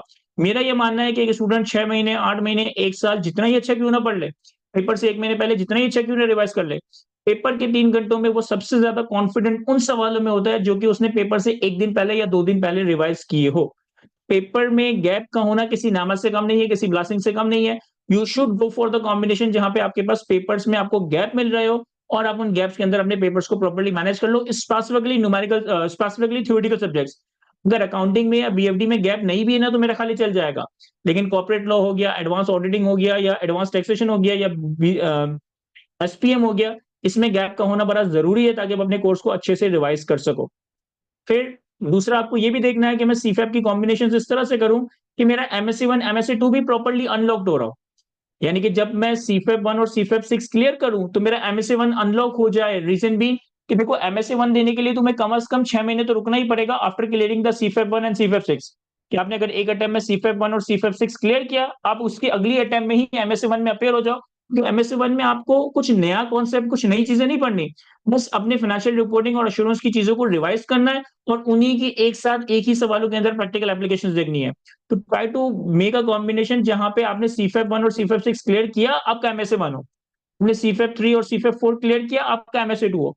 ऐसा ना हो कि मैं अगली अटेम्प्ट में सीफैप 1 दे रहा हूँ और फिर 3-4 अटेम्प्ट के बाद एमएसए 1 दूँगा, तो फिर एमएसए 1 के लिए मुझे सीफैप का पूरा कोर्स दोबारा रिवाइज़ करना पड़ जाएगा।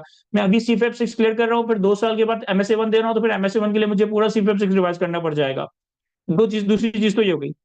तीसरी चीज़, मुझे ये भी देखनी चाहिए कि कौन से ऐसे सब्जेक्ट्स हैं जो कि मेरी आर्टिकलशिप को सुनहरा कर सकते हैं।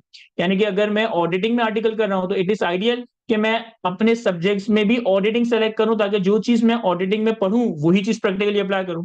अगर एक स्टूडेंट लेट से कि टैक्स के अंदर आर्टिकलशिप परस्यू कर रहा है, तो उसके लिए हो सकता है कि उसने टैक्स के सब्जेक्ट को ऑप्ट करना चाहिए, ताकि जो चीज वो एडवांस टैक्सेशन के पेपर में कवर करे वही अपनी फॉर्म्स में अप्लाई कर रहा हो। अगर एक स्टूडेंट एडवाइजरी साइड पे है, तो हो सकता है कि उसके लिए बिजनेस फाइनेंस डिसीजन या SPM, that is business management strategy, वो पेपर सेलेक्ट करे, ताकि उसकी एडवाइजरी में उसको ये चीजें हेल्प कर रही हो। तो अपना पेपर सिलेक्शन इस तरह से होना चाहिए कि जिस जगह पे आप अपनी आर्टिकलशिप परस्यू कर रहे हो, वहां पे आपको सपोर्ट मिल रही हो, वहां पे आपको हेल्प मिल रही हो। और चौथी चीज कि आपने कॉम्बिनेशन को इस तरह से सेलेक्ट करना है कि there must be a balance between the numerical and the theoretical subject. ऐसा ना हो कि मैं तीनों थ्योरी के सब्जेक्ट एक साथ पिक कर लूं, मेरी स्टडीज बहुत ज्यादा डल हो जाएंगी। ऐसा ना हो मैं तीनों न्यूमेरिकल के सब्जेक्ट एक साथ पिक कर लूं, मुझे बहुत ज्यादा प्रैक्टिस करनी पड़ेगी और टाइम शॉर्टेज या टाइम मैनेजमेंट में इशू आ रहा होगा। तो you should select a combination जहां पे थ्योरी और नंबर्स के पेपर्स का एक बैलेंस हो, एक थ्योरी तो दो न्यूमेरिकल, दो न्यूमेरिकल तो एक थ्योरी का पेपर हो, और इस तरीके से आपने अपने पेपर्स की सिलेक्शन करनी है। ये सारी चीजों को मद्देनजर रखेंगे तो इंशाल्लाह इंशाल्लाह इंशाल्लाह आपकी पढ़ाई भी एफिशिएंटली मैनेज होगी, आपके हैंड ऑन कोर्सेज भी टाइमली कंप्लीट हो जाएंगे, आपका एमएससी 1 एमएससी 2 भी टाइमली अनलॉक हो जाएगा, और आप सीए फाइनल की एक स्मूथ जर्नी गुजारेंगे। विद इन आर्टिकल इंशाल्लाह अपने सीए फाइनल के सारे पेपर्स क्लियर कर जाएंगे। तो ये चार चीजें तो मैंने यहाँ पे जॉट डाउन कर दी, जो कि आपने पेपर सिलेक्शन करते वक्त देखनी है कि यार इन चीजों को मैंने देखना है, और इन चीजों को देखते हुए मैंने अपनी पेपर कॉम्बिनेशन बनानी है। There must be a gap in each paper at least in theoretical subject. There must be a balance of qualitative and quantitative subject. You should attempt paper in such order कि आपका MSc 1 MSc 2 unlock हो रहा हो, और आपने ऐसे papers को उठाना है जो कि आपकी आर्टिकलशिप को भी सपोर्ट कर रहे हो।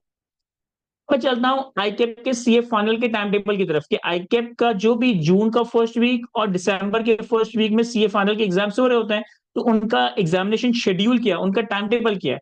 तो ये आपके सामने सीफेप का एक एग्जामिनेशन शेड्यूल आ रहा है। आपके जो एग्जाम है वो जून के फर्स्ट वीक में और दिसंबर के फर्स्ट वीक में हो रहे हैं, starting from the first Monday. Monday को हमारे पास सीफेप 1 advance accounting and financial reporting का एग्जाम होता है। ट्यूसडे को हमारे पास सीफेप 4 बीएफडी बिजनेस फाइनेंस डिसीजन का पेपर होता है। वेडनेसडे को हमारे पास सीफेप 2 कॉर्पोरेट लॉ का पेपर होता है। थर्सडे को हमारे पास सीफैप 6 एडवांस ऑडिटिंग का पेपर होता है। फ्राइडे को हमारे पास सीफैप 3 that is SPM strategic management and strategy, ये वाला पेपर होता है। और फिर सैटरडे को हमारे पास एडवांस टैक्सेशन, जिसका नाम tax practices and tax planning हो गया। इसके अलावा एमएससी 1 और एमएससी 1 और एमएससी 2 का पेपर मंडे और ट्यूसडे को हो रहा होता है। मंडे को एमएससी 1 और ट्यूसडे को एमएससी 2। और आपके सामने पेपर का टाइम टेबल आ गया, वो चीजें आ गई कि किन चीजों को आपने मद्देनजर रखना है अपना पेपर कॉम्बिनेशन बनाते वक्त। के सामने मैंने कुछ पॉसिबल कॉम्बिनेशंस बनाकर रखे हैं ऑन द अजम्पशन कि एक स्टूडेंट अपनी पहली अटेम्प्ट में 3 पेपर देता है। कुछ जीनियस ऐसे होंगे जो पहले अटेम्प्ट में 4 पेपर की तरफ जाएंगे। लेकिन अगर आपने कैफ में 4 पेपर फर्स्ट अटेम्प्ट में क्लियर किए हैं और आपको लगता है कि आप इतने जीनियस हो, आप मैनेज कर सकते हो, you should go for the 4 papers. बहुत सारे स्टूडेंट 4 पेपर्स की तरफ जाते हैं।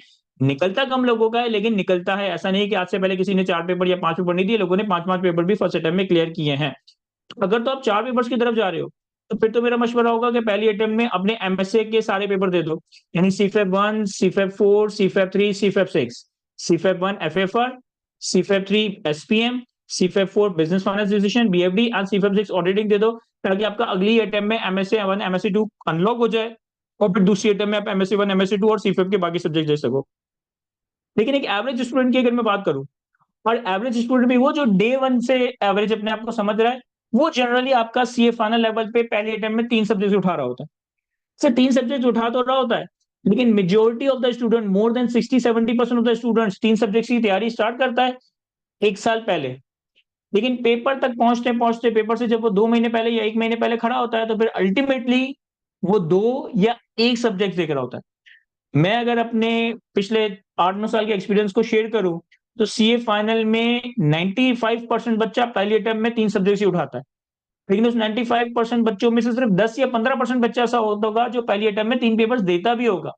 मोर देन 70-80% बच्चे पहले अटेम्प्ट में उठाते 3 पेपर हैं, लेकिन अल्टीमेटली या तो 2 या फिर 1 पेपर दे रहे होते हैं, क्योंकि वो अपनी पढ़ाई को ही प्रॉपर्ली मैनेज नहीं कर रहे होते हैं, या तो फजूलियात में लग गए, या फिर फॉर्म्स में इतने ज्यादा एंगेज हो गए कि क्लासेस प्रॉपर्ली नहीं लिए, रिवीजन प्रॉपर नहीं लिया, और फिर इन दी एंड वो 1 या 2 पेपर ड्रॉप करके 1 या 2 पेपर दे रहे होंगे।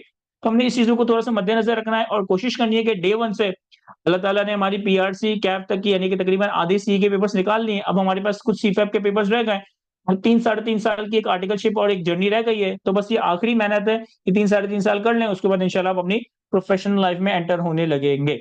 तो कोशिश ये करें कि डे वन से ही मोटिवेटेड, डे वन से ही प्रॉपर्ली प्लान और डे वन से ही अपना एक डिसिप्लिन लेके चले अपने स्टडीज में कि भाई 3 सब्जेक्ट उठाए तो मैंने तीनों को पैरेलल किस तरह से लेके चलना है, किस तरीके से मैं आने वाले 8-9 महीने में 1 साल के अंदर-अंदर इन तीनों सब्जेक्ट्स को प्रॉपर्ली प्लान करूँगा।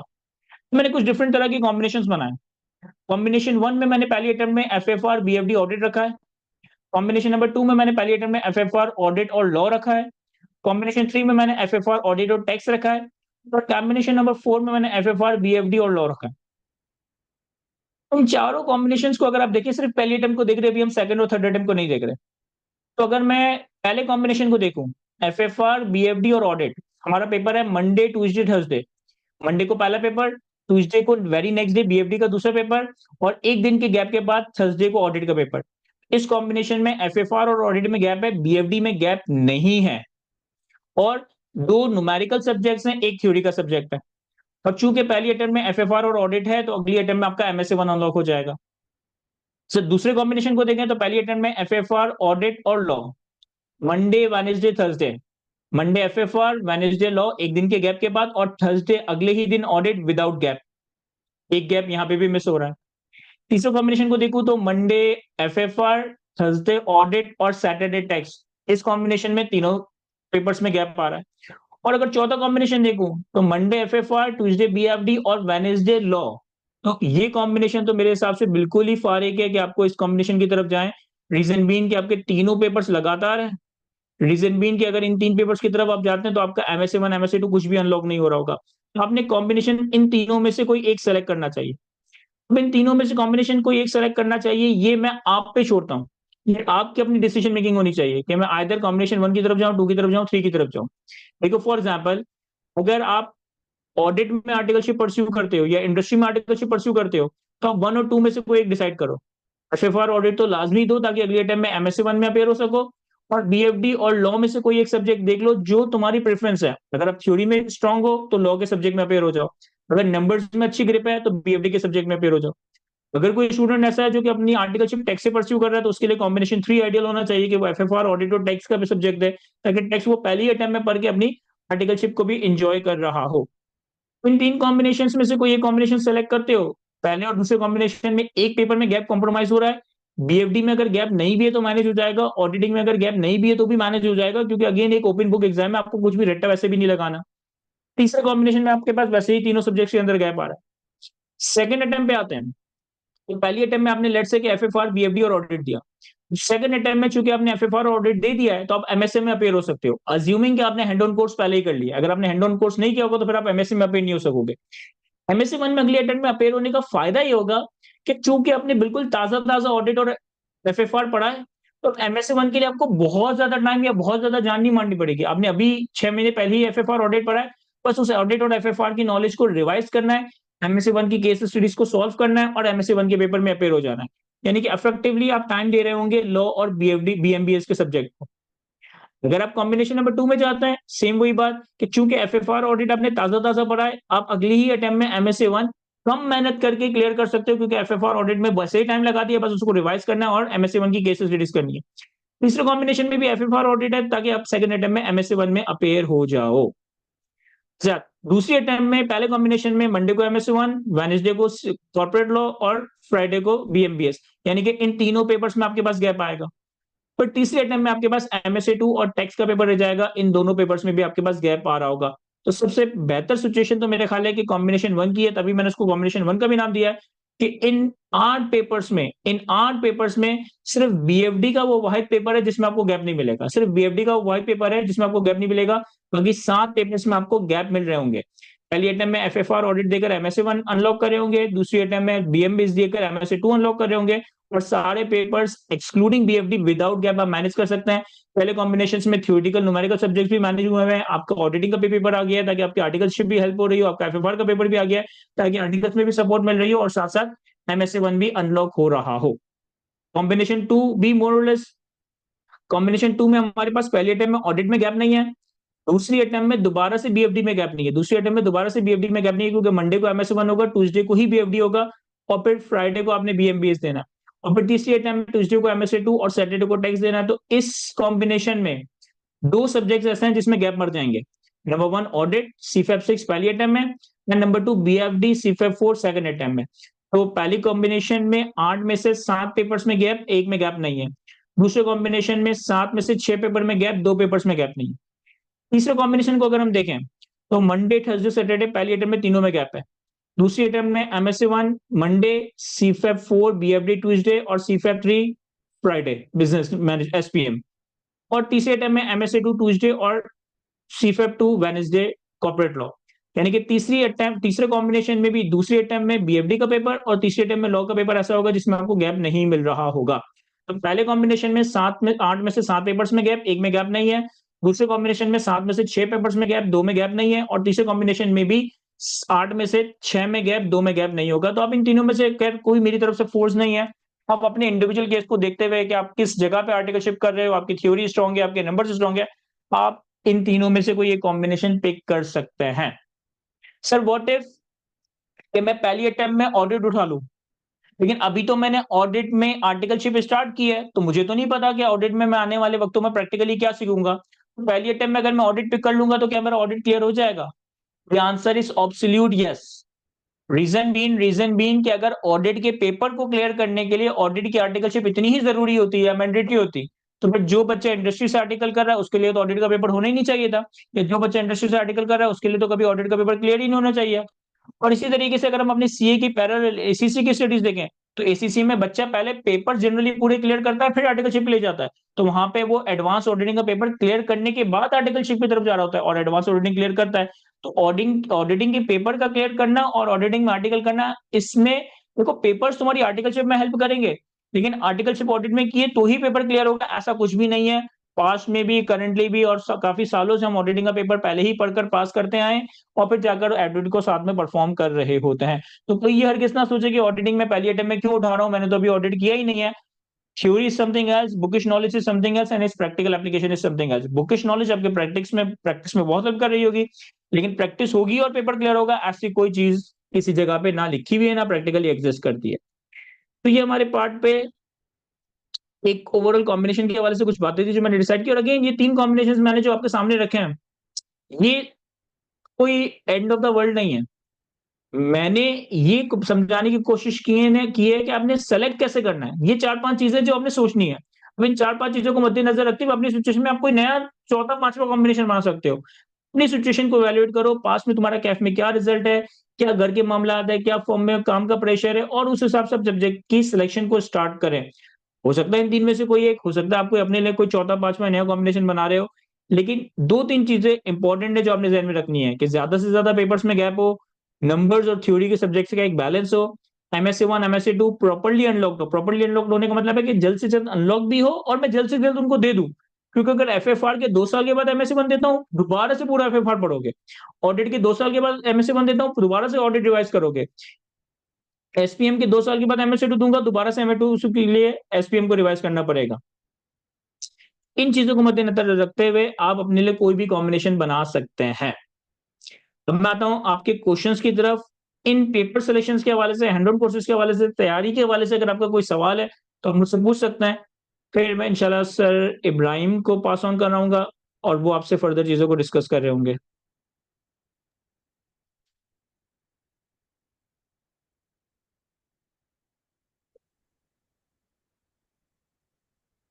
सर इब्राहिम ने ज्वाइन कर लिया हमें।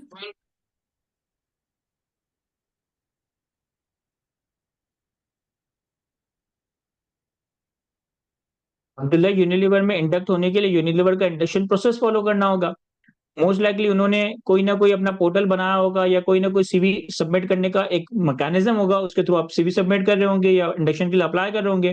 फिर उनके टेस्ट, उनके इंटरव्यूज कंडक्ट होंगे और उसके बाद फिर आपकी वहां पे इंडक्शन होगी। अच्छा, हैंड ऑन कोर्सेज दोनों मैंडेटरी है। आज की तारीख में आप 2 हैंड ऑन कोर्सेज नहीं है, आज की तारीख में सिर्फ एक ही हैंड ऑन कोर्स है। ये रिसेंटली अपडेट है कि पहले 2 हैंड ऑन कोर्सेज में से कोई एक सेलेक्ट करना होता था, लेकिन अब आज की तारीख में आपने एक ही हैंड ऑन कोर्स करना है और उस एक ही हैंड ऑन कोर्स में डाटा एनालिटिक्स भी है, फिनटेक भी है। एक स्टूडेंट ने कहा कि सर वो why would you recommend SPM FFR and audit. Sir I would recommend FFR SPM and audit. मैंने आपको कहा कि मैंने आपको सिर्फ सोचने का तरीका बताया कि आपने ये चीजें देखनी है और मैंने अपने पार्ट पे 2-3 कॉम्बिनेशन बना दिए।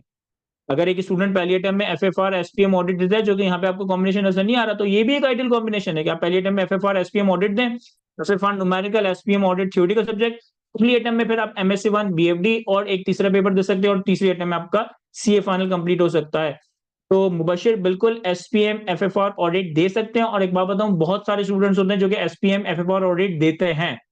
रीजन भी कि एफएफआर और ऑडिट का सब्जेक्ट थोड़ा सा मुश्किल सब्जेक्ट है, थोड़ा सा टाइम टेकिंग सब्जेक्ट है। इसी के कंपैरिजन में एसपीएम वैसे तो कोर्स अच्छा कोर्स है, लेकिन चूंकि यहाँ पे एक बिजनेस मैनेजमेंट, बिजनेस डेवलपमेंट और ह्यूमन रिसोर्स और इस तरह की बातें जो कि सर मुझे ज्यादा बेहतर बता सकते हैं, जनरल जनरल बातें होती हैं, तो ये सब्जेक्ट की class hours as compare to audit as compare to FFR कम होती है। और पहले अटेम्प्ट में स्टूडेंट करता भी है कि अगर मैं दो हैवी सब्जेक्ट उठा रहा हूँ तो एक लाइट सब्जेक्ट उठा लूँ, ताकि पहले अटेम्प्ट में ये तीन पेपर्स क्लियर करके अपना एमएससी वन भी अनलॉक कर लूँ, और फिर अगली अटेम्प्ट में मैं एमएससी वन बीएफडी देकर अपना एमएससी टू अनलॉक कर लूँ।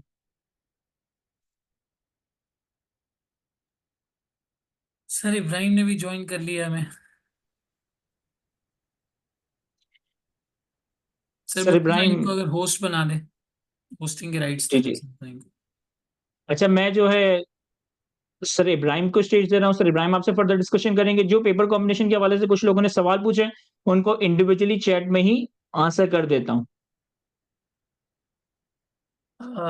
सर इब्राहिम मैं थोड़ा सा ब्रीफ कर देता हूँ क्या क्या कवर हो चुका है और कहाँ पर आप जो है वो थोड़ी सी रोशनी डाल सकते हैं।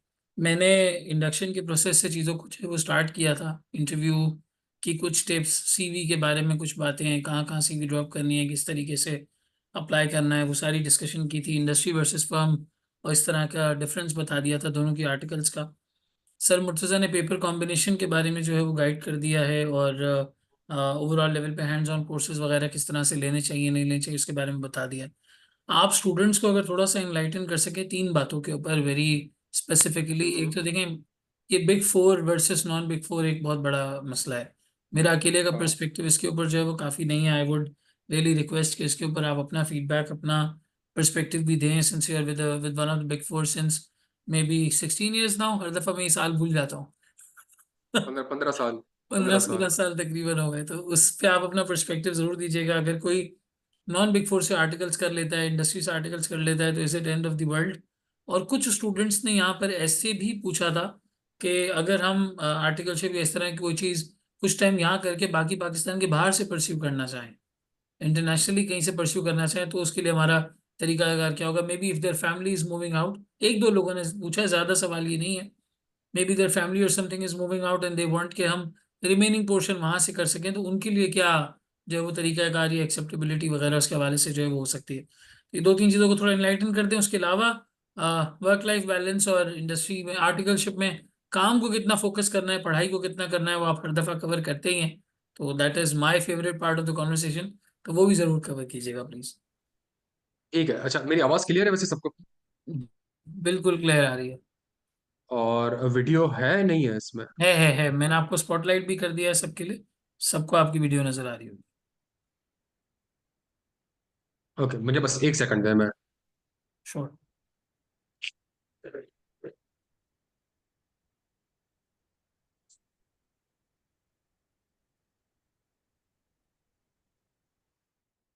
अच्छा जी, अस्सलाम वालेकुम। कैसे हैं आप लोग? जो खैरियत से?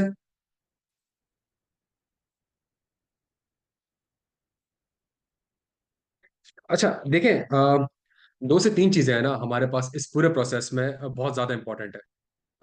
एक एक मसला हमारा ये फॉर्म का है, और एक ये हमारे पास फाइनल की पढ़ाई का है। दोनों चीजें इंटरेस्टिंगली आपस में लिंक्ड है। अगर फॉर एग्जांपल फॉर्म में ही नहीं होता तो पेपर के लिए एलिजिबल नहीं हो सकेंगे। फॉर्म में हो जाता है, पेपर की तैयारी अच्छी नहीं करी तो फिर फॉर्म में जाने का फायदा नहीं है। तो इन सारे प्रोसेस को थोड़ा सा है ना, बड़ा इंटरेस्टिंगली आपने समझने की कोशिश करनी है। देखें, सबसे पहला काम तो आप ये करें कि जितनी भी टॉप 20 या टॉप 30 फर्म्स है ना आपके पास, आप सबसे पहले उन टॉप 20 और टॉप 30 फर्म्स को आप हाईलाइट कर लें। और उसके बारे में जो भी वहाँ पे सीनियर वगैरह है, या उस फर्म की वेबसाइट वगैरह में चले जाएं और देख लें कि यार मतलब क्या वो फर्म में वाकई में आपने काम करना भी है कि नहीं करना। ठीक है, पहले थोड़ा सा आप एनालाइज कर लें चीज़ों को, रादर देन 50 जगह पे सीवीज भेजें। थोड़ी सी एक लिस्ट बना लें, और लिस्ट बना के आप ये असेस कर लें कि यार ये फर्म्स है, ये एक अच्छी फर्म है, उसके बारे में सुना हुआ है, लोगों ने काम भी किया हुआ है, मेरे सीनियर से भी काम किया हुआ है।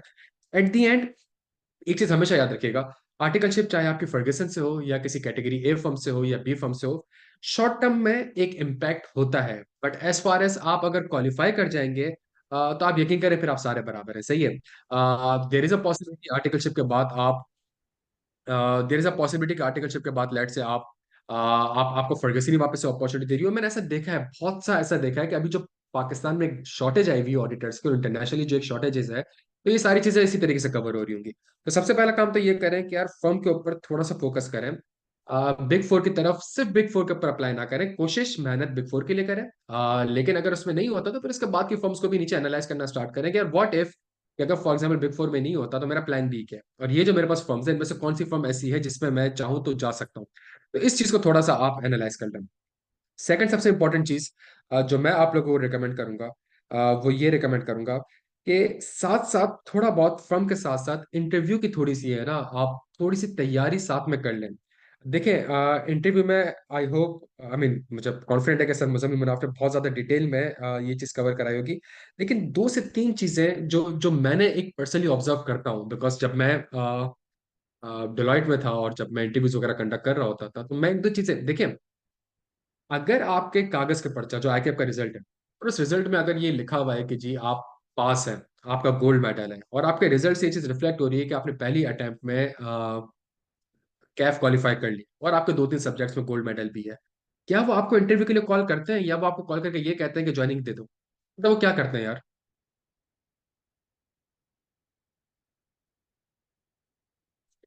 अगर आप गोल्ड मेडलिस्ट भी है ना, तो वो लाजमी लाजमी आपको कॉल करके इंटरव्यू के लिए तो बुला रहा होगा।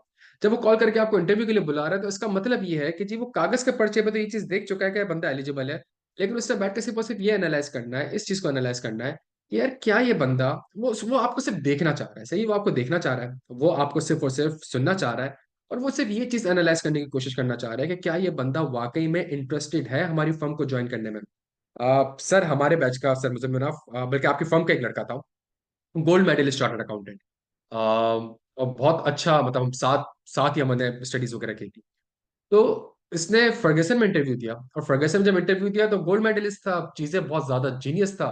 तो I mean in technical side पे जो भी सवाल पूछे गए उस सबका उसने एक प्रॉपर जवाब दे दिया। उससे पूछा कि पीडब्ल्यूसी का फुल फॉर्म बताओ। अब जब उससे पीडब्ल्यूसी का फुल फॉर्म पूछा है तो उस वक्त उसको वो ना रिकॉल कर पाया ना उसने सोचा पाता। तो पार्टनर ने उसको, या जो सीनियर मैनेजर था उसने उसको बोला था कि यार बाहर है ना दरवाजे पे पीडब्ल्यूसी का फुल फॉर्म लिखा हुआ है, और 10 मिनट तक खड़े रहते रहो और 100 बार है ना पीडब्ल्यूसी के फुल फॉर्म को याद करने की कोशिश करो, ताकि तुम्हें जिंदगी भर के लिए ना ये चीज समझ में आ जाए कि पीडब्ल्यूसी का फुल फॉर्म क्या है। अच्छा वो बंदा वाकई में 10 मिनट, गोल्ड मेडलिस्ट कैप क्वालिफाइड, वो बंदा वाकई में 10 मिनट खड़ा रहा है, और उसने बैठ के जो उसको बोला गया था उस चीज को देखा है। और आप यकीन करें इस बेसिस के ऊपर उसको सेलेक्ट कर लिया गया।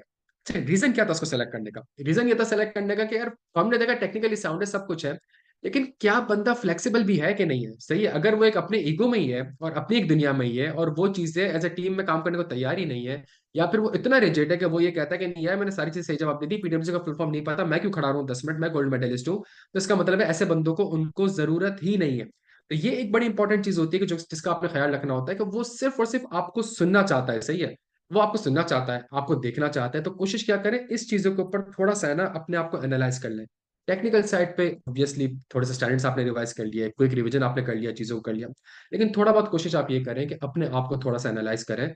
और एनालाइज करते हुए थोड़ा सा आप ये देख लें कि यार आपने अपने आप को, मतलब वो आपको समझने की कोशिश कर रहे हैं, तो थोड़ा बहुत आपने हर चीज में ना अपने आप को थोड़ा सा बताना है, अपनी लीडरशिप स्किल्स के बारे में बताना है, अपनी टीम मैनेजमेंट के बारे में बताना है, फॉर एग्जाम्पल अपनी मोटिवेशन लेवल के बारे में बताना है, अपनी एनर्जी के बारे में बताना है।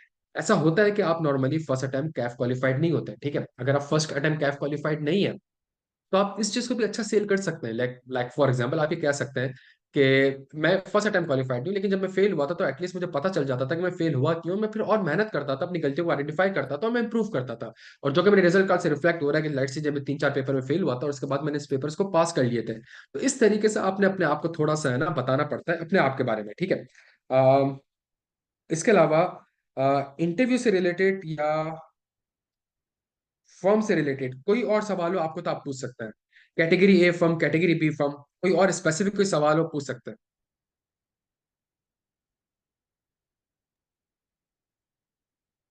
सर ये सवाल बहुत सारे लोगों का था कि अगर कैटेगरी बी या सी फर्म में आर्टिकल्स कर लेंगे तो क्या फर्क पड़ेगा, आगे कोप कैसे करेंगे। अच्छा सर देखें, मैं अच्छा इसके ऊपर वैसे एक बहुत अच्छी कॉम्प्रिहेंसिव वीडियो है वैसे, लेकिन मैं उसको थोड़ा सा ब्रीफ यहाँ पे ये कर दूं इस तरीके से कि अगर आपकी कैटेगरी बी फर्म में भी होती है ना, देखिए फिर तो अब या तो ये कि जी आप अपना एक वो बना ले कि नहीं यार, मैंने करना है तो इसी बिग फोर में करना है और मैंने अब कैटेगरी बी फर्म में, तो इसका मतलब आपको सीए छोड़ना पड़ जाएगा। कोशिश आप ये करें कि आप ट्राई कैटेगरी ए के लिए करें, बिग फोर के लिए करें, नहीं होता तो सर ये सिर्फ ट्रेनिंग पीरियड है। आप समझ रहे हैं, ये सिर्फ और सिर्फ एक ट्रेनिंग पीरियड है जो कि 3 साढ़े 3 साल की है। 3 साल की ट्रेनिंग पीरियड, और 3 साल की ट्रेनिंग पीरियड में से भी आपकी कुछ छुट्टियां 5-6 महीने की हो जाती हैं, 7 महीने की जो आपकी एग्जाम लीव्स वगैरह हो जाती हैं। तो आप मतलब आइडियली और टेक्निकली स्पीकिंग, जब मैंने काम एक फर्म में 2 साल करना है, तो मैं क्यों 6 महीने साल अपने जाया करूं एक बिग फोर फर्म के लिए? मैं 2 साल 3 साल की आर्टिकलशिप कंप्लीट करने के बाद मैं फर्गसन मूव कर सकता हूँ, मैं डिलॉयट मूव कर सकता हूँ। अच्छा आपने एक चीज नोट करी होगी सर, चूंकि आप खुद फर्गसन से हैं, सर एमक्यू केपीएमजी से हैं, ये पहले तो ये होता था ना कि जी फर्गसन वाला नीचे वालों को नहीं बुलाता था, केपीएमजी अपने से नीचे वालों को नहीं बुलाता था। ये आपको याद होगा हमारे बैच में बड़ा होता था, कि जी असिस्टेंट मैनेजर है लेट से, तो वो फर्गसन का ही होना चाहिए, वो नीचे वाली लॉट को ऐसा नॉर्मली ही है, कंसीडर नहीं ऐसा कर ही, रहे होते थे। ऐसा ही होता था सर बिल्कुल। अभी अगर आप देखें तो वो बिग फोर तो छोड़ दें, मतलब वो 8वीं 10वीं फर्म का भी लड़का है ना, अगर उसको भी फर्गसन हायर कर रही है, रिसेंटली आपको यानी पता होगी सांस ले सारी। रहा हो, बस सांस ले रहा हो और सीए क्वालिफाई कर लो, कर लिया वो आ जाए बस। तो उसका उसका रीजन क्या है? पहला रीजन तो ये है कि जी पाकिस्तान में चार्टर्ड अकाउंटेंट्स और स्पेशली ऑडिटर्स की ठीक ठाक शॉर्टेजेस हो गई है। और दूसरी चीज ये है कि एक ऑडिटर एक ऐसी पोजीशन है जो कि बड़े आराम से बाहर मूव कर सकता है, क्योंकि सिक्योरमेंट्स वगैरह भी होती है, उसी बेसिस पे उसकी जॉब हो जाती है। तो पाकिस्तान, आपने शायद मुझसे डिस्कस भी किया था, आप जो हम एक चीज डिस्कस कर रहे थे कि नेदरलैंड, पीडब्ल्यूसी नेदरलैंड के साथ जो अरेंजमेंट हुआ है, I mean it's a public arrangement, जिसके अंदर यहाँ पे सिक्योरमेंट अपॉर्चुनिटी दी जा रही है पीडब्ल्यूसी के स्टाफ को नेदरलैंड के लिए। और काम बच्चा यहाँ से कर रहा है और फिर ऐसा ही भी है, ऑन एंड ऐसा ऑफ ही दो है तीन बिल्कुल। महीने के लिए नेदरलैंड वो जा रहा होता है, ठीक है। एक तो या वो दो महीने के मतलब लिए रीजन बिल्कुल। ये है कि उनको अट्रैक्ट करने के लिए, उनको अट्रैक्ट करने के लिए और 2 साल 3 साल की कमिटमेंट लेने के लिए वो इस तरह की अपॉर्चुनिटी फर्म दे रही है। तो मैं उनको ये कहूंगा कि यार देखिए, अगर आप फर्गसन में, आप डिलॉयट में हैं, आप केपीएमजी में, आप ईवाई में, और आपने काम ही नहीं सीखा हुआ, लेट से अगर आपने काम नहीं सीखा हुआ है, तो फिर आप यकीन करें आपका फायदा ही नहीं है। अगर आप एक छोटी फर्म में भी हैं और छोटी फर्म में अगर आपने एक अच्छा काम सीख लिया है, पेपर क्वालिफाई कर लिया है, जल्दी क्वालिफाई कर लिया है, तो अपॉर्चुनिटीज आपके लिए ज्यादा होंगी बनिस्बत उसके लिए जो कि बिग फोर ऑडिट फर्म में हो।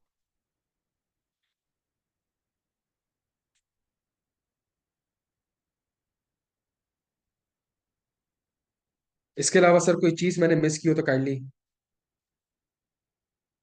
एक सवाल आया हुआ है, how else can we position our CAF attempts in interview? अगर कैफ की अटेम्प्ट ज्यादा लग चुकी हैं, बहुत दफा फेलियर फेस किया है, तो इंटरव्यू में उसको कैसे पोजीशन करें, किस तरह प्रोटेक्ट करें? अच्छा, मैं मीन्स इसको ओल्ड इस तरीके से एफटीएस है, देखता हूँ। एफटीएस पुरानी है, कहीं आर्टिकलशिप में नहीं मिला या पेपर ज्यादा फेल हुए, तो कैसे पोजीशन करें उसको? देखिए इस पे दो तीन चीज हो सकती है। एक तो ये है कि फॉर एग्जांपल अगर आपका आपका आपका पेपर फेल हुए और आप एक पुराने एफटीएस हैं, और अगर आपको इंटरव्यू की लेट से कॉल आ गई है, तो सर देखिए इसका मतलब ये है कि वो बंदा आपको हायर करना चाह रहा है, ठीक है। वो सिर्फ ये देखना चाह रहा है कि यार अगर एक ओल्ड एफटीएस लड़का है और 6 साल 5 साल सीए में लगा चुका है, तो क्या ये मोटिवेटेड होगा भी कि नहीं होगा, ठीक है। वो बेसिकली इंटरव्यू वाला उसको इस चीज के ऊपर असेस करने की कोशिश कर रहा है। कोशिश ये करनी है कि अगर आपको ओल्ड एफटीएस भी हो और आपकी अटेम्प्ट्स बहुत ज्यादा लग गई हैं, आपने सिर्फ और सिर्फ एक काम ये करना है कि आपने उसको सिर्फ एक पॉजिटिव इंप्रेशन देना है, सही है। अपनी बॉडी लैंग्वेज को आपने बड़ा पॉजिटिव रखना है, एनर्जेटिक रखना है, और आपने बताना है, आपने कहना है यार ठीक है, मैं ये मेरा सीए था, बीच में ये कुछ इश्यूज आए थे लेट से, जिसकी वजह से it could be any reason कि लेट से मुझे सीए को थोड़ी देर के लिए ड्रॉप करना पड़ गया था, कुछ अटेम्प्ट्स के लिए ड्रॉप करना पड़ गया था, और ये कुछ चीजें थी जिसकी वजह से मैंने फॉर एग्जांपल सीए में फेल हो गया था। लेकिन मैं हाईली मोटिवेटेड था, मैं कंसिस्टेंट था, और मैंने इन चीजों के ऊपर फोकस किया, और चूंकि मेरा गोल है और कि मैंने सीए करना था, तो इसके ऊपर मैंने टाइम लगा के चीजों को कर लिया, और मैं आज कैफ क्वालिफाइड हूँ। और चूंकि मैं अब कैफ क्वालिफाइड हूँ, तो मैं अपने अगले स्टेप के लिए मैं पुराने को देख ही नहीं रहा कि मैं ओल्ड एफटीएस हूँ, सही है। आपने इस तरीके से बात करनी है उसको कि जी मैं तो इस चीज को कंसिडर कर ही नहीं रहा अपनी जिंदगी में कि मैं ओल्ड एफटीएस हूँ और मैंने 6 साल में या 5 साल में कैफ क्वालिफाइड किया है। What I am forcing is कि जी मैं एक अच्छी फर्म में काम करना चाह रहा हूँ और काम सीखना चाह रहा हूँ, और मैं इस सारी चीजों को जो पुराना हो गया है उसको कंपनसेट करना चाह रहा हूँ कि मैं इंशाल्लाह 2 साल 2.5 साल में सीए क्वालिफाई करना चाह रहा हूँ। ये मेरा एक ऑब्जेक्टिव है, पास को नहीं देख रहा, मैं फ्यूचर को देख रहा हूँ। तो इस तरीके से जब आप एक लैंग्वेज यूज करेंगे और अच्छे एडजेक्टिव्स यूज करेंगे और अपने आप के बारे में अच्छे वर्ड्स यूज करेंगे, तो इससे चांसेस ज्यादा है कि आप इंशाल्लाह सेलेक्ट हो जाएंगे।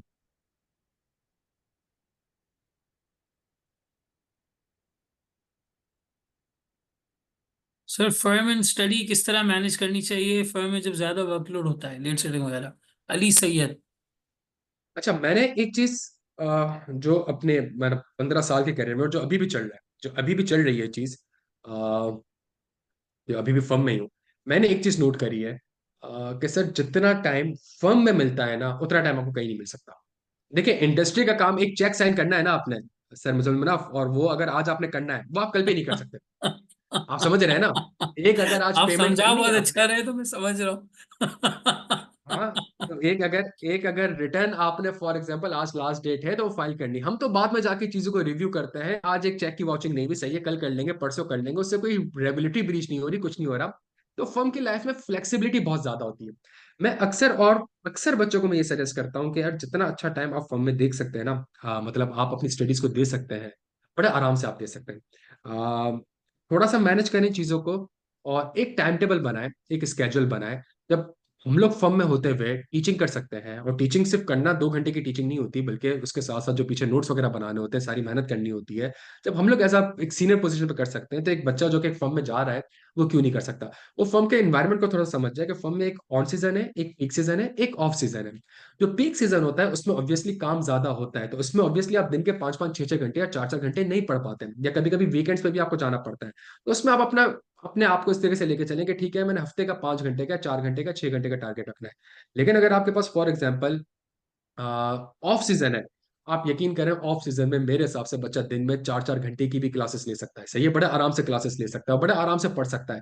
अब तो चीजें फ्लेक्सिबल इतनी है सर कि टीचर आपकी जेब में है ना, मतलब अब स्मार्ट क्लासेस है। आप आधा घंटा बस में ट्रेवल कर रहे हैं, आप एक लेक्चर देख सकते हैं लाइट से।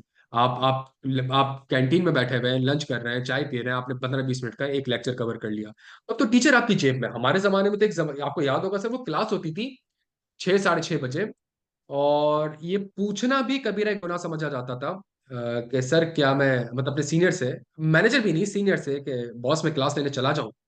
और वो कहता था नहीं नहीं यार, काम ज्यादा है, क्लास व्लास नहीं लो।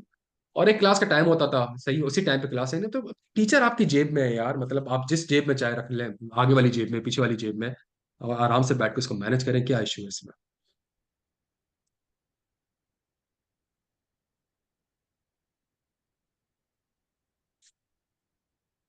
सर हमें सीनियर कहते हैं अगर आप ऑफिस टाइमिंग 9 to 6 है और काम नहीं है फर्म में, फिर भी लेट बैठना, ऐसी सिचुएशन में क्या करना चाहिए? यार, तो आप अगर फॉर एग्जाम्पल वो ऐसी चीज कर रहा है, तो आप बैठ के अपनी पढ़ाई कर लें, क्या मसला है इसमें? मैं आपसे वही तो कह रहा हूँ कि टीचर आपकी जेब में है ना।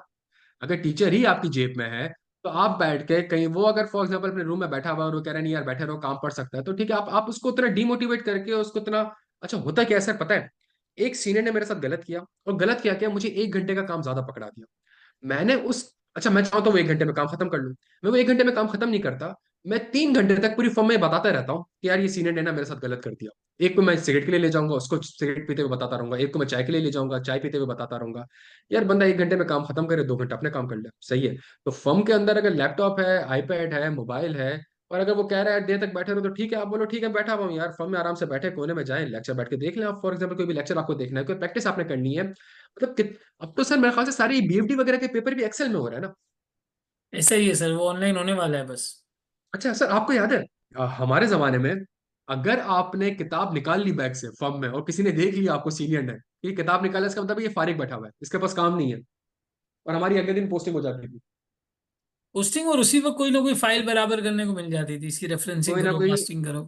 कोई ना कोई फाइल तो। अभी तो बच्चे के लिए तो सबसे बेस्ट चीज ये है कि वो लैपटॉप है, मोबाइल है, कहीं भी कोने में बैठे हैं, देखिए काम है तो काम कर ले, काम नहीं है तो फारिग तो ना बैठे ना, फारिग बैठा हुआ है तो इससे अच्छा ये है कि अब एक्सेल खोला हुआ है उसने, क्वेश्चन पेपर पीएफडी का ले ले यार फॉर एग्जांपल, या अकाउंटिंग का कोई कंसोलिडेशन का सवाल है, सामने सवाल रखे और कंसोलिडेशन करना स्टार्ट कर दे एक्सेल पे। कोई ऑडिटिंग स्टैंडर्ड है, सही है, वो खोल ले और ऑडिटिंग स्टैंडर्ड की रीडिंग करना स्टार्ट करते हैं।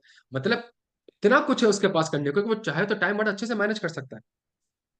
बिल्कुल ऐसा ही है, ऐसा ही। सर एक सवाल आया कि क्लाइंट की लिस्ट कैसे पता चल सकती है जिस फर्म को हम ज्वाइन करने का सोच रहे हैं या इंटरव्यू दे रहे हैं?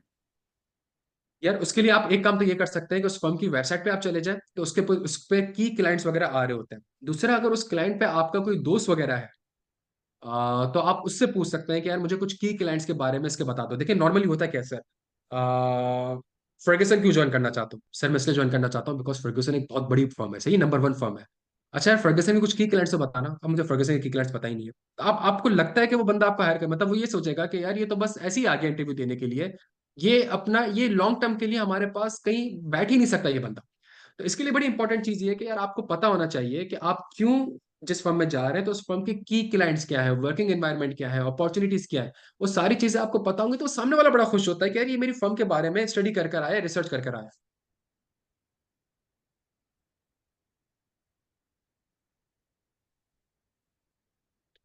अलीना देखें, what are the key trades that the firm is looking for interview. इसके ऊपर एक वीडियो है, वो आपने लाजमी देखनी है, लेकिन मैं अगेन थोड़ा सा प्रिसाइज कर लूं। एक एक जो कैरेक्टरिस्टिक्स होती है ना हमारी, जो एक हमारे इंसान के एट्रीब्यूट्स होते हैं कि जी क्या ये बंदा टीम में बैठ के काम कर सकता है कि नहीं कर सकता, सही है। ये एक चीज बड़ी इंपॉर्टेंट होती है, क्या ये बंदा मोटिवेटेड है, क्या ये बंदा एनर्जेटिक है, क्या इस बंदे के अंदर कुछ लीडरशिप स्किल्स है, क्या बंदे के अंदर पेशेंस है, मतलब वो जानबूझ के आपसे काउंटर सवाल कर रहे होते हैं और आपको असेस कर रहे होते हैं ये देखने के लिए कि यार बंदे के अंदर पेशेंस लेवल है, बिकॉज फर्म में एक पेशेंस लेवल आपको चाहिए होता है। बहुत सी बार ऐसा होता है कि गुस्सा आ जाता है, बहुत सी बार ऐसी चीजें होती हैं कि क्लाइंट आपके साथ गलत कर रहा होता है और आप ये तो नहीं कर सकते ना client, because at the end you are service provider. तो ये जो एट्रीब्यूट्स आते हैं ना कि यार बंदा मोटिवेटेड है, बंदे के अंदर स्किल्स है, बंदे के अंदर कैपेबिलिटी है, कॉम्पिटेंसी है, वो इन सारी चीजों को असेस कर रहा होता है। मैं आपको आ, एक सर सर मुजम्मिल, मैं आपको एक बड़ी जबरदस्त चीज बताता हूँ। इंटरव्यू मेरा फर्गसन का जो इंटरव्यू था, अच्छा मुझे अपने करियर में है ना दो ही कॉल आई है, एक आई है फर्गसन से और दूसरी आई है डिलॉयट से। उसके अलावा मुझे किसी फर्म से कॉल ही नहीं आई। फर्गसन में जब इंटरव्यू था तो वो इंटरव्यू 2 बजे था आई थिंक, और रात को मैंने अपने कजन से कोट पैंट लिया है, टाई किसी और दोस्त से ली है, और जाके है ना वो 1 सवा 1 बजे से है ना वो स्टेट लाइफ के सामने चंडीगढ़ रोड पे बैठ गए। और नंबर आया है 5 बजे इंटरव्यू का। और जब इंटरव्यू का 5 बजे नंबर आया है तो फिर उसके बाद उसने मुझसे पूछा कि यार मतलब ऐसे सवालात वगैरह हुए। और उसने कहा यार what is memorandum of association. अच्छा जब उसने ये चीज पूछी ना what is memorandum of association, तो वो तो आपको पता है लॉ में उस जमाने में कोई रट्टे वाला कॉन्सेप्ट इनफैक्ट अभी भी है। तो वो मैंने डेफिनेशन का रट्टा तो लगाया हुआ था, लेकिन वो 2 महीने पहले लगाया हुआ था। तो वो मैं डेफिनेशन का रट्टा लगाने की कोशिश कर रहा था और उसको समझाने की कोशिश कर रहा था, बीच में एक दो वर्ड्स मिस हो रहे थे, और जब बीच में एक दो वर्ड्स मिस हो रहे थे तो मैं रिकॉल नहीं कर पा रहा था। और आप यकीन करें मुझे इतना अफसोस हुआ, मतलब एक बेसिक चीज जो होती है ना, मतलब देखिए कोई भी चीज आपको वो जब इंटरव्यू आपसे पूछेगा ना, तो वो आपने उसको इतना कॉम्प्लेक्स या इतना एग्जैक्ट वर्ड टू वर्ड बताने की कोशिश नहीं करनी है। बहुत ही बेसिक आपको लिखा, मतलब काश मैं ये बोल देता लेट से कि यार मेमोरेंडम ऑफ एसोसिएशन एक एक डॉक्यूमेंट है जो कि आउटसाइडर के साथ साइन होता है और इसके अंदर ये नाम वगैरह और प्रिंसिपल लाइन ऑफ बिजनेस वगैरह इस तरह की चीजें कवर्ड हो रही होती है, that could hmm. Be enough. लेकिन अगर वो हम्म। डेफिनेशन जो एक पेज की मेमोरेंडम डेफिनेशन है, मैं वो एग्जैक्ट वर्ड टू वर्ड उसको बताने की कोशिश कर रहा था, तो आप यकीन करें कि मेरा वो बिल्कुल कॉन्फिडेंस लेवल है ना डाउन हो गया। सही बात लेकिन है। फर्ग्यूसन में नहीं हुआ। इसका ये मतलब नहीं है कि यार ये एंड है, ठीक है। आपका किसी भी फर्म में हो जाता है, आगे जाके लोग स्विच करते हैं, लोगों को अपॉर्चुनिटीज मिलती है। पाकिस्तान में जो इस वक्त शॉर्टेजेस चल रही है स्टाफ की, ऑडिटर्स की, और इंटरनेशनली जो शॉर्टेजेस है, तो वो अपॉर्चुनिटीज तो है यार, तो उसको आप आराम से यूटिलाइज कर सकते हैं।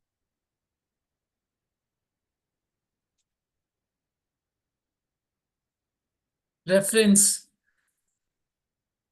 जी आखिरी सवाल है जुहेर मतीन का, रेफरेंस की क्या एलिजिबिलिटी है और कितना सिग्निफिकेंट है ये? यार देखिए, मैं रेफरेंस आपको इंटरव्यू में बिठा देता है, आपका प्रोसेस थोड़ा सा फास्ट कर देता है, एक्सपीडाइट कर देता है। लेकिन इसका ये कतई मतलब नहीं है कि 100% चांसेस होगा अगर आपका रेफरेंस होगा तो हजारों की तादाद में सीवी आती है। तो इससे होता ही है कि जी फॉर एग्जांपल मैं अगर किसी को रेफर करता था तो मैं एचआर में जाके कह देता कि 4-5 सीवीज है, मैं इनको जानता हूँ, पर्सनली पढ़ाया हुआ है, इसमें से एक लेट से गोल्ड मेडलिस्ट है, या इसमें से एक ऐसा लड़का है जो कि कैफ क्वालिफाइड है, या फिर इसमें से एक ऐसा लड़का है जिसके लेट से कैफ क्वालिफाई नहीं हुआ हुआ या कैफ लेट क्वालिफाइड, लेकिन मैं पर्सनली जानता हूँ। तो एटलीस्ट होता ही है कि वो कहते हैं कि ठीक है यार, हम इंटरव्यू में उसको बुला लेते हैं, इंटरव्यू में बुला जल्दी लेते हैं, प्रोसेस जल्दी कर लेते हैं। लेकिन इसका कतई ये मतलब नहीं है, 100% चांसेस नहीं है कि उस बंदे का सिलेक्शन भी हो जाएगी। तो अगर कोई कॉन्टैक्ट्स वगैरह आपके फर्म में है, ठीक है, तो उस कॉन्टेक्स्ट को आप यूटिलाइज करके एटलीस्ट ये कर सकते हैं कि अपना जो इंटरव्यू वाला टाइम है ना उसको थोड़ा सा एक्सपेक्ट कर सकते हैं। तो रेलिवेंट है, बिल्कुल रेलिवेंट है।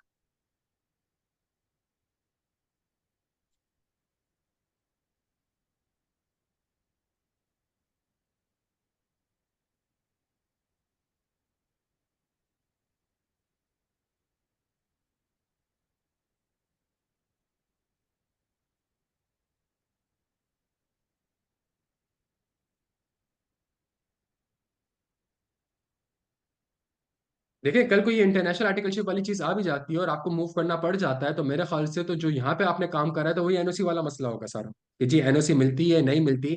लेकिन for example end of the world तो नहीं है ना यार, आप जिस फर्म में काम कर रहे हैं वहां से आपको secondment की अपॉर्चुनिटी मिल जाएगी, आप वो वाली चीज अवेल कर लें, ठीक है। आपको लगता है कि नहीं यार फैमिली रीजन से मूव करना जरूरी है, तो जो 6 महीने साल यहाँ पे काम कर रहा है वो शायद वेस्ट हो जाएगा।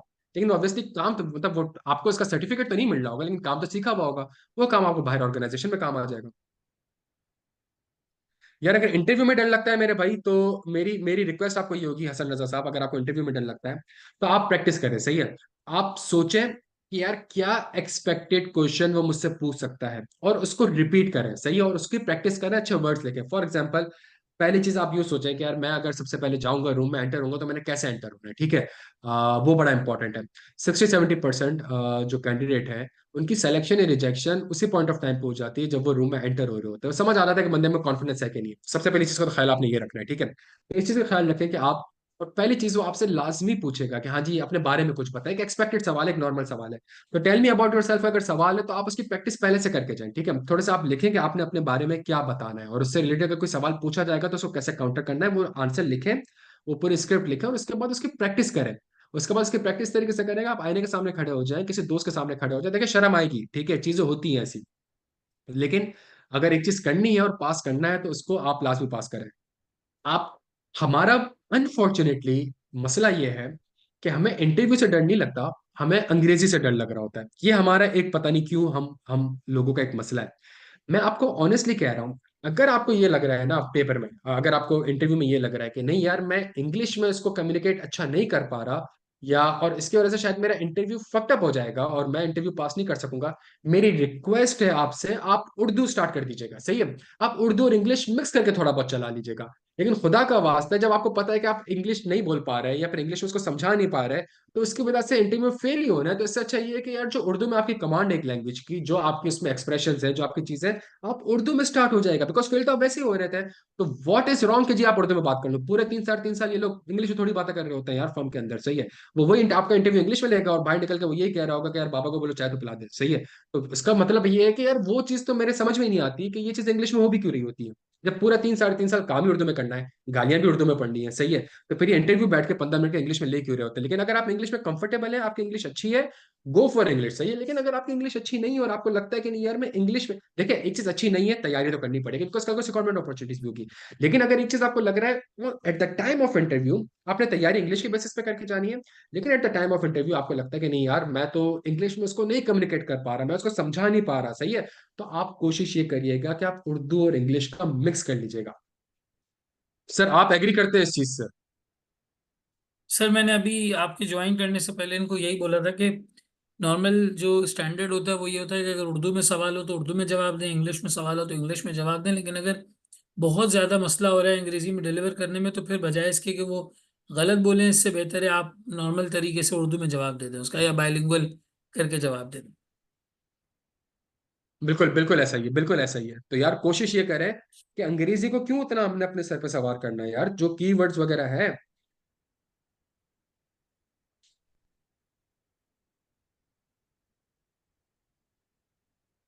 यार एक पर्सनल क्वेश्चन है, अगर आपके जितने बाल हैं तो क्या हेयर कट करवाना नेसेसरी है यार? मतलब एक डिसेंट लुक आना चाहिए, सही है। आ, अगर फॉर एग्जाम्पल आपके बाल बड़े हो और आप पोनीटेल वगैरह बांध दें तो सही है। अगर वो बाल खुले हुए लेके जा रहे हो, बाइक चला के जा रहे हो, बाल पूरे फैले हुए हो, इस तरह के से आप एंटर हो रहे हैं, तो वो थोड़ा सा एक होता है। मेरे लिए भी मसला हुआ था, ऑब्वियसली मेरे लिए मसला हुआ था। और कभी कभी आपने देखा होगा मैं बाल बिल्कुल छोटे करवा लेता था, फिर वापस से बढ़ा लेता था। लेकिन कोशिश अगर अगर एज फार एज डिसेंट लग रहे हैं, सही पोनीटेल वगैरह बांधी हुई है, तो फिर सही है, मसला नहीं है।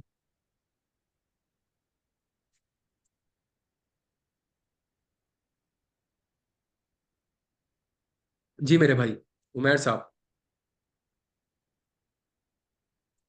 ऑडिट, टैक्स या एडवाइजरी, यार तो तीनों तो बंदे बैठे हुए हैं हम लोग, सही है। ऑडिट में मैं बैठा हुआ हूँ, टैक्स में सर एमक्यू बैठे हुए हैं, एडवाइजरी में सर मुजम्मिल मनाफ बैठे हुए हैं। इट्स अप टू यू कि आपने क्या करना है, सही है। आप देख ले कि आपने चीजों को किस तरीके से लेके चलना है। अगर आपका माइंडसेट ये है कि फॉर एग्जांपल आपने ऑडिट में टाइम लगाना है और आगे जाके फॉर एग्जांपल बाहर मूव करना है, तो ऑडिट की लाइफ कंपैरेटिवली अच्छा, अगर आपका इंटरेस्ट भी है। अगर आपने कहना है कि नहीं यार पाकिस्तान में टैक्स का लेट से स्कोप ज्यादा है और आगे जाके मैंने टैक्स के ऊपर कंसल्टेंसी वगैरह प्रोवाइड करनी है और मेरा टैक्स में इंटरेस्ट है, आप ऑब्वियसली टैक्स की तरफ जाए।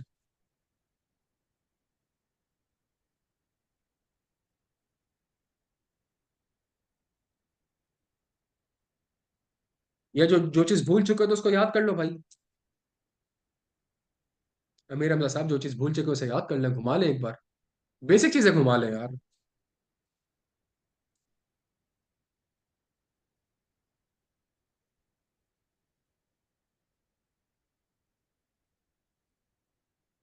मेरा ख्याल है इनके तकरीबन सवालों के जवाब यहाँ पे जो है वो हो चुके हैं। और मैंने कॉन्वर्सेशन के दरमियान इनको ये भी बताया था कि जितनी चीज़ें हम जिक्र कर रहे हैं इसके ऊपर बड़ी डिटेल्ड कॉन्वर्सेशंस पहले हुई हैं, यूट्यूब के ऊपर, हमारे प्लेटफॉर्म्स के ऊपर अवेलेबल भी हैं। और हम कोशिश ये हम्म। करेंगे, आई आई टोल्ड देम कि मैं प्रॉमिस नहीं कर सकता, लेकिन हम कोशिश ये करेंगे कि हम इनके मॉक इंटरव्यूज़ यहाँ पे रखवा के ना उसकी रिकॉर्डिंग इनके साथ शेयर करें। मिसाल एक स्टूडेंट है जो कर चुका है, हमारे टीएस हैं या टीम का कोई पार्ट है, उनको बुलाया, फॉर एग्जाम्पल मैं इंटरव्यू लेने वाला बन गया, उनको बिठा दिया सामने, एक इंटरव्यू करके दिखा दिया और उनके साथ एक एक क्लिप शेयर कर लिया। But you can think about it, कितना फिजिबल है, कर सकते हैं या नहीं। उससे एक नहीं यार, आइडिया हो आइडिया तो जाता है लोगों को गुड है कि यार, आइडिया गुड है। हाँ, तो मतलब फैसिलिटी है, स्मार्ट क्लासेस में सारी चीज़ें रिफ्लेक्ट हो रही हैं, तो उसी को यूज़ करके हम ये भी इनको जो है वो प्रोवाइड कर देंगे। अब्दुल्ला, सो पीडब्ल्यूसी का टेस्ट भी जो है वो इसी तरह से आता है, एप्टीट्यूड और लॉजिकल रीजनिंग, एनालिटिकल रीजनिंग के ऊपर।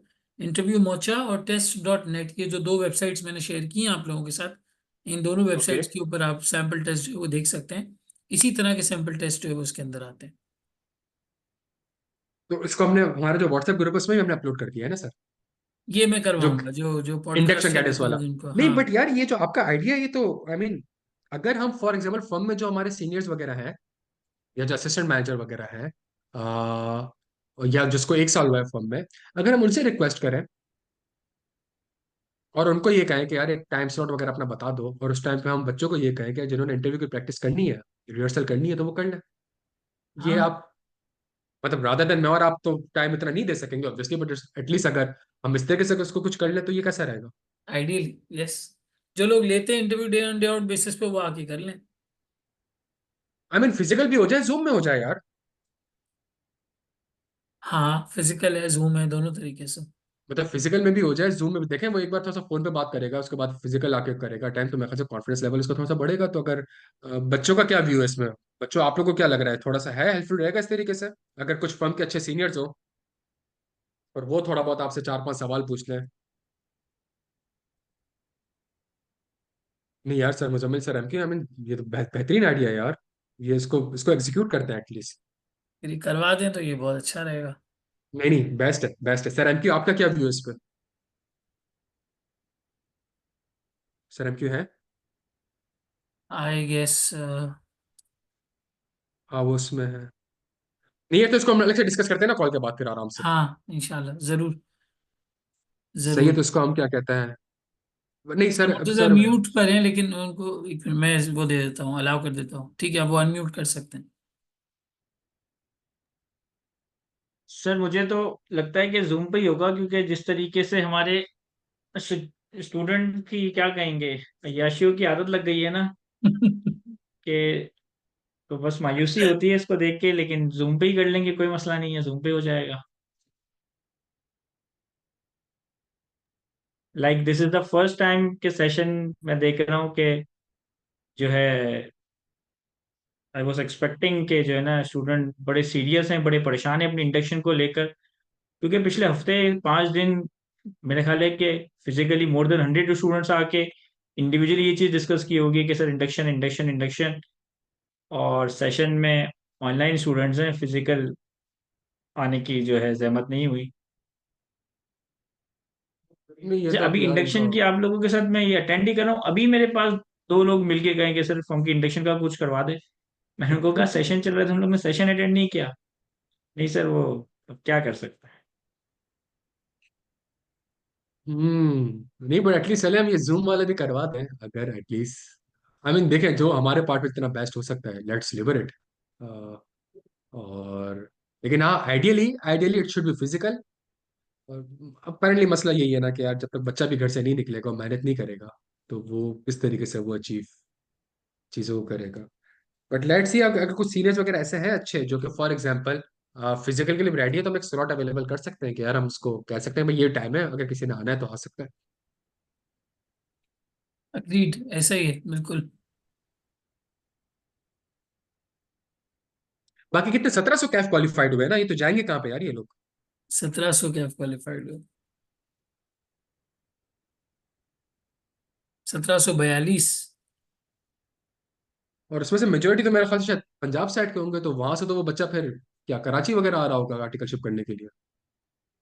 वो यही कुछ स्टूडेंट्स पूछ रहे थे, तो हमारा व्यू यही था कि अगर अच्छी अपॉर्चुनिटी मिल रही है और मूव कर सकते हैं, बहुत बड़ा मसला नहीं है, तो कर लेना चाहिए। हम्म। हिजरत फिलमाल। नहीं चले, सही है सर, इसको फिर कंक्लूड करते हैं, और ये जो इसको आइडिया मेरे ख्याल कंक्लूड से तो करते हैं बेस्ट है यहाँ यार, तक। इसको आई हम करते होप हैं। स्टूडेंट्स को इससे जो है वो फायदा हुआ होगा। हम इसकी रिकॉर्डिंग भी इंशाल्लाह अपलोड कर देंगे, यूट्यूब के ऊपर अवेलेबल कर देंगे, इसकी छोटी छोटी क्लिप्स भी निकाल देंगे, और जो अब तक इस तरह की कॉन्वर्सेशंस रिकॉर्ड हुई हैं उसका लिंक भी इनके साथ शेयर कर लिया जाएगा। डन हो गया sir, thank you so thank you much, so thank much you so sir, much. Thank you sir Murtaza, sir Ibrahim, thank you for everyone जिन्होंने पार्टिसिपेट किया। आई होप आप लोगों को इससे फायदा हुआ होगा। Keep posting your questions and your queries, इंशाल्लाह हम इसका जवाब देते रहेंगे। Thank you. ओके जी, अल्लाह हाफिज़। हाफिज़।